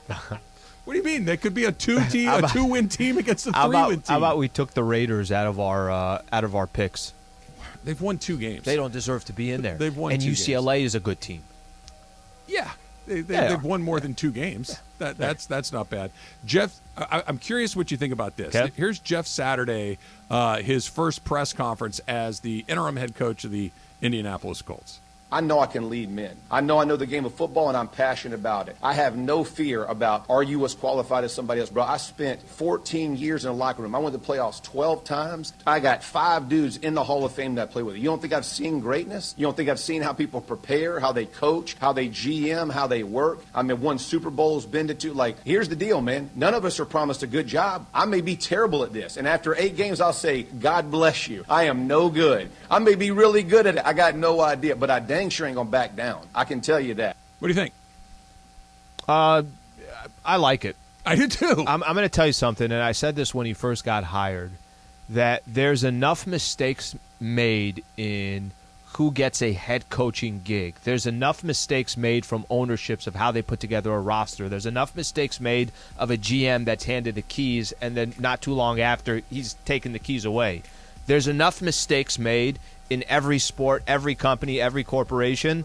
See what he could do. I love hey, look, I may be terrible at this, but I know I'm going to bring some energy to the party. I dig it because he might be terrible at it. What did he say wrong? I don't think he said anything wrong. No, there. I liked it. Yeah. It got me a little bit fired up along the way, much like Super Crosstalk gets me fired up every day. ESPN AM 710 Los Angeles. KRDC AM 1110 Pasadena, Los Angeles. K256CX 99.1 FM Pasadena, Los Angeles. It's the greatest segment in LA sports radio history. Oh my God. When the shows come together for magic on the radio. It will only grow stronger. Super Crosstalk. Are we ready for Mason and Ireland to join Travis and Slee? Super Crosstalk begin. It's time for Super Crosstalk. Mace, are you there? Andy Kamenetsky, are you at Yes, Bastards yeah. Cantina in Downey, and how does it look? We are. This Looks is a fantastic. canteen. It's not no cantina. This ain't Star Wars, Travis. Canteen, my bad. Bastards Canteen. I thought I heard the Star Wars band. My bad. What's up, guys? How is it out there? Well, we're just cranking it up, right? We just had our little pre-show meeting and put on my headphone. Now, apparently, I said to the afternoon guys, I said to Shadano and Cappy yesterday, come up with some sort of business for us, some sort of gag for today's show. And what they came up with is that there would be a twerk-off this afternoon. Between whom? Andy Kamenetsky. Okay. No. You stop it. No. It is Steve Mason and Scott Kaplan. I'll tell you right now. What do I know from twerking? Until I end up on the payroll of this station, I ain't doing no twerking. And AK, it wouldn't even be close. AK would run away with least this get a when it comes to W2. twerking. So, Mace, have you been working on your moves? I just found out when I got here. I had no idea anybody was going to be twerking today. I don't know from twerking. Tell me if you guys agree with this. I just, for whatever reason, I feel like Cappy's going to be able to do it. I feel like he's going to be able to deliver. I mean, I'm sure he's been practicing. Yeah, he's been training. definitely I just been find out about it today. He's got a day's head start on me. Kaplan's been waiting his whole life for this twerk. You should waiting to twerk. You should see if there's anybody at Bastard's Canteen that can give you a tutorial on how to knock this thing out. Very good idea. YouTube I wonder it, if Mace. somebody can help me out here. Just YouTube it during the breaks. I YouTubed it. I'm like, what the? How am I? I feel like there's people Go ahead, Mace. I'm sorry. No, I was just stuttering at the idea of this video that I just watched. I'm like, I don't think I've got that. You know, Ireland always uses the club in the bag analogy. I definitely do not have this club. You feel like you got the backyard for this, Mace? I don't think I got the backyard. No, I mean, look at what I'm looking at. I mean, that's impressive. So backyard, acreage is important. Yes, that goes important. without saying. But I also feel like there's a certain amount of flexibility and momentum that need to be put into this. And you know, with all due respect, Mace, I'm not feeling it on your back. This is where your yoga training, though, Mace, could finally pay off. I saw her do flexibility. kind of a downward-facing dog twerk that I might be capable of. Downward something. Downward something, exactly right. Mace, I was on, I just searched on YouTube, just twerking. That's all I put in was twerking. Skip about 8, Did that 9 girl in the pink jumpsuit come up? Yeah, skip about the Two first hearts on her 8 or ass? 9 videos that I don't think you could probably watch there in public. However, learn step-by-step beginner twerk from Kelsey Mobley, and there's part 1 here. I'm going to go ahead and send that to you. It looks like there's a lot of... Okay, send me the link I'll to send that. you this one. I'll send you this. Because during commercial breaks, I'll definitely figure it out. So Ireland's not there. Slee was telling me that Michael had nearly got taken out by a T-shirt cannon last night. Is that right? At the Laker game. Yeah, I was hoping to get Ireland's version of events, but Slee, Well, you you what guys, happened? you guys know the Clipper experience is a little different than a Laker experience. Oh, correct? yeah. Okay. It's all gimmicky and stuff like that. Lot of stuff going on. So they have their cannons where they're shooting out the T-shirts. I don't know if somebody... Does Ballmer use the cannons or? Yeah, Bomber. That's actually one of he does that in the third quarter. Third quarter is Bombers. If Ballmer caught a T-shirt, he'd get so excited. Yeah, he would right lose about his mind. He's if always he caught a excited. T-shirt. Steve, Always you excited. took that away from a kid. Just give it to the kid. Yeah, exactly. It's my shirt. I caught the shirt. We're sitting there, and I got my head down, so I'm not even paying attention. You know how Michael will open up a bag of chips at some point. He's gonna have some salted chips there. That's kind of part of his routine. Crunching along during the game. Yeah. Part of his routine. Out of nowhere, just one of those shirts fired off. I had my head down. I think Michael had his head down. There's just chips everywhere. There's just a bag of chips everywhere. Michael's looking. John is like, you just got hit by a shirt. We had one of the Clipper experiences where if you're not paying attention, you're going to hit with one of their gimmicky stuff like you mentioned, Mace. Right. So I guess that was sort of the way things went last night. I mean, I don't know what we're doing here. What are we doing here? So I heard you guys talking about it a little bit earlier. You know, it doesn't feel. I mean, you can't sugarcoat 2-9. Nope. What are you going to do? Nope. They feel much closer to 3-8. Let's look at the bright side. Or 1-10. Yeah, you can look at it. They're lucky not to be 1-10. That's Sliwa, positive. how do you take this? I mean, as the captain of the pregame show. So I was telling Trav, I'm like, there's certain times, you know, you could watch your team. You're watching. It's as frustrating as anything that I've watched because you feel like there's no light at the end of the tunnel right now. I'm being honest. I think about it. LeBron goes out with 5 minutes left in the game yesterday. He puts up 30 points. AD is going to put up numbers. And I don't mean to be, it's almost like they're empty stats, that you don't feel the impact of these players. And unfortunately, why is that going to change tomorrow? Mace, if you go right now and go look at the standings, go look at the entire NBA. And what are we? Game out of the worst? It's them and Houston Depending have 2 on wins. how you want to look at it. They have the them fewest and wins in the Houston league. have 2 wins. The standings are them, and you got the Pistons in there and Orlando. All those teams at least are in a weird way, have a game plan of where losing is good for them, so they could go try to get a pick. Lakers don't even have that. So it's incredibly frustrating, I think, for a lot of Laker fans everywhere. And I don't know. And play the Ireland role here. Hop onto a unicorn and ride into town, right past the rainbow, and tell us all the nice stuff. Okay, can I give you whatever the bizarro? What's a bizarro unicorn? Like if a unicorn is fantasy and the happy dreams, what's the opposite? Morales. Okay, so if I could be Chris for a second, if that's the opposite. You know, my favorite is when somebody really likes their own joke. Mace is very happy with that one. He nailed it. That's a good one. I mean, I just got here, and you fire a shot at me before I can even get set up. Mace's face is red. He's so excited. I wanted to get this first shot fired because I know it's going to be a long afternoon. That was June. I mean, that I didn't even get. Travis, I put my bag down, and the first shot fired at me. The whole day was worth it. You got to go first if you're going to win the fight. You need to punch first. Mace is crying. He's so excited about his performance. Look, it was pretty good. He should be pretty pleased. It with gets himself. me when somebody else loves their joke as much as anybody else. Terrific. That one always gets me.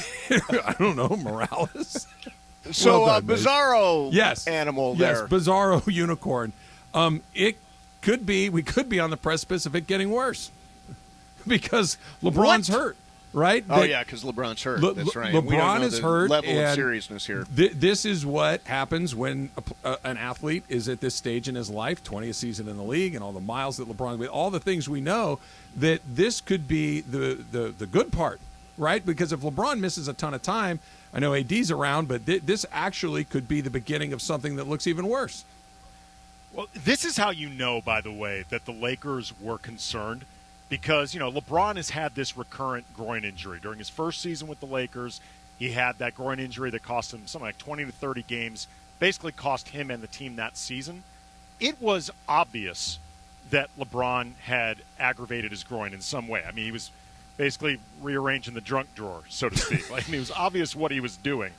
And the Lakers called this a leg soreness or something like that. Yeah. Which, technically speaking, your groin is attached to the hip. To the leg bone, and the hip is part of the leg. So technically this is a leg injury.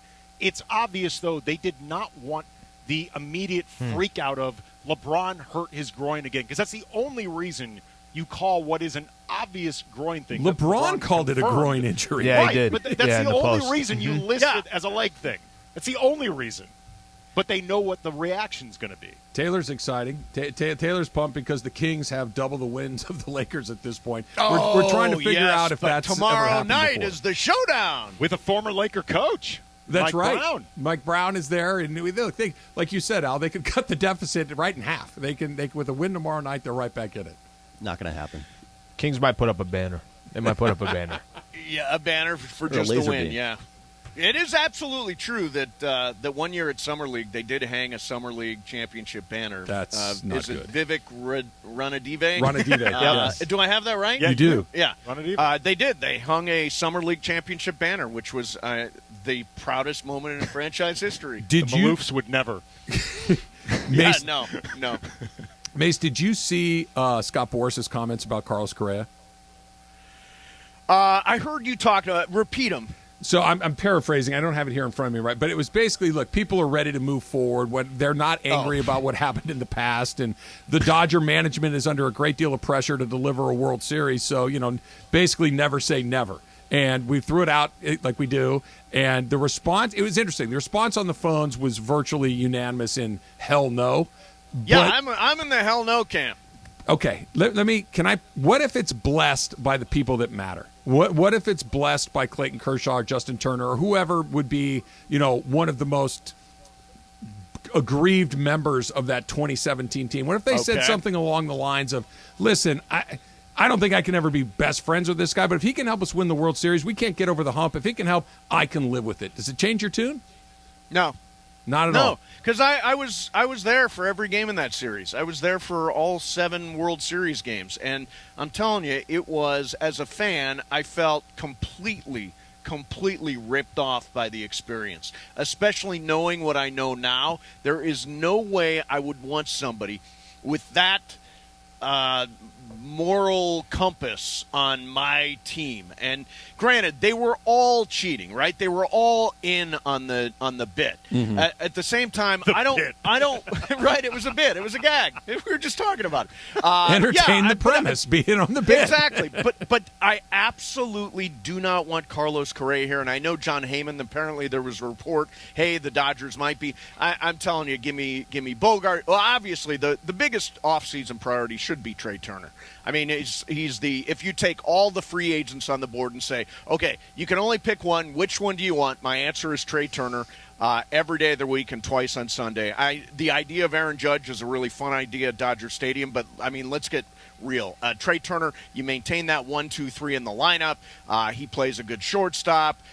He slides better than anybody I've ever seen. True. That would be the guy that I would want more than anybody. Okay. And after that, Xander Bogaerts, Yes. and after that, Gavin Lux. Yes, I hear all of that. And you're right about everything you said about Turner, Mace, but if you go and look at Turner and Correa, and they've been in the league virtually the same amount of time, and they play the same position, and Carlos Correa's numbers are better almost across the board. Wait a minute. What you said Correa and Turner? Yes. No, disagree. It's not my opinion. It's the numbers. Are you yeah, taking? But he was like 22 homers and 80 RBIs. Well, I was going to say, how large of a sample size? Because I'm talking, last year, Correa had a higher WAR than Trey Turner. Mm-hmm. In their careers, he has a higher WAR than Trey Turner. I understand I would prefer Trey Turner 100 times out of 100, but to your point, he batted .291 with 22 homers and 64 RBIs. That is not superior to what Trey Turner did. According to Baseball Reference WAR, it is. Because those aren't the only things. But right? I think, Mace, what you're trying to say, too, is even let's say he had a little bit more success in him, it doesn't matter. It doesn't matter. Right? Like that, even if he had... It makes no difference. If it was he was a little bit better, makes no difference. Because if you changed Mace's mind because he had a couple more home runs, I don't think any Dodger fan's going to... The reason I brought it up is because, Mace, you're right that Turner is all those things you said, but I think because we hate his guts the way we do... That's the reason. That Correa is like, no, not him. It's when you just kind of look at the bait, he's pretty damn good. And I don't want it to happen, but if it did, I'm just trying to talk myself into a place where I could live with it. Well, let's wait. Let's cross that bridge when we come to it, man, because I don't want to be in that spot. I don't want to be in the spot where I've got to root for a guy that screwed us over in 2017. I don't want to be in that spot. Is there anything Correa could do for you guys in terms of contrition or like humiliation exercises you guys could put him through? Humiliation. Like, what if you made him earn his way back onto this team? Like, you really put him through some stuff. Well, if he was contrite, it would be the first time. Oh, no. What if he did? And actually, now you're starting to change my mind. What if he did acknowledge all of this? What if he did say? What would he have to say? Right. Like, what would he have to say? Like, how honest are any of these guys going to ever be? What if he just poured his guts out? Mm-hmm. What if he just poured his guts out and said, you know what, and I felt bad while I was doing it, but I did it. I heard the trash Peer can. pressure. I knew it was a breaking ball. I knew it gave us a big advantage in that World Series, and I'm sorry, and I would never do it again. Altuve did it more? Yeah, Altuve was way more cheatery than I was. That little guy, he's so persuasive once he starts talking. But, I mean, if they even approached contrition, it would be a consideration. But there was never any contrition with the Astros. If that was going to happen, it would have happened. Yeah. Put him through stuff, though. Like treat you want to throw tomatoes at him, Andy? What do you want He's got to eat 3 Dodger dogs. At a fraternity. Like, he's got to go through, 3 months of hazing on this team. Thank you, sir. May I have another Dodger dog before every game. He every time on when he goes up to bat, he's got, a little pledge pin on. Like, you make him earn this. Is that a pledge pin on your uniform, Correa? Yes. Call him Flounder. Why not? We're on to something, Andy. Mason and Ireland live from Bastards Canteen in Downey. Happy Veterans Day to all the veterans out there. Enjoy your show, guys. We'll see you tomorrow. Veterans Veterans Day is coming up, and this Thursday, 710 ESPN, going to be throwing it down in the city of Downey to celebrate the 247th Marine Corps birthday and Veterans Day Bash. We did this last year. We're back at Bastard's Canteen, the city of Downey. It all gets started with Mason and Ireland at 1 p.m., then Shit Otto and Cap, all broadcasting live. Plus, yes, we're going to do live imaging that day, live on remote. So join us all, the city of Downey, this upcoming Thursday, 21 and over to get in, a Veterans Day Bash at Bastard's Canteen.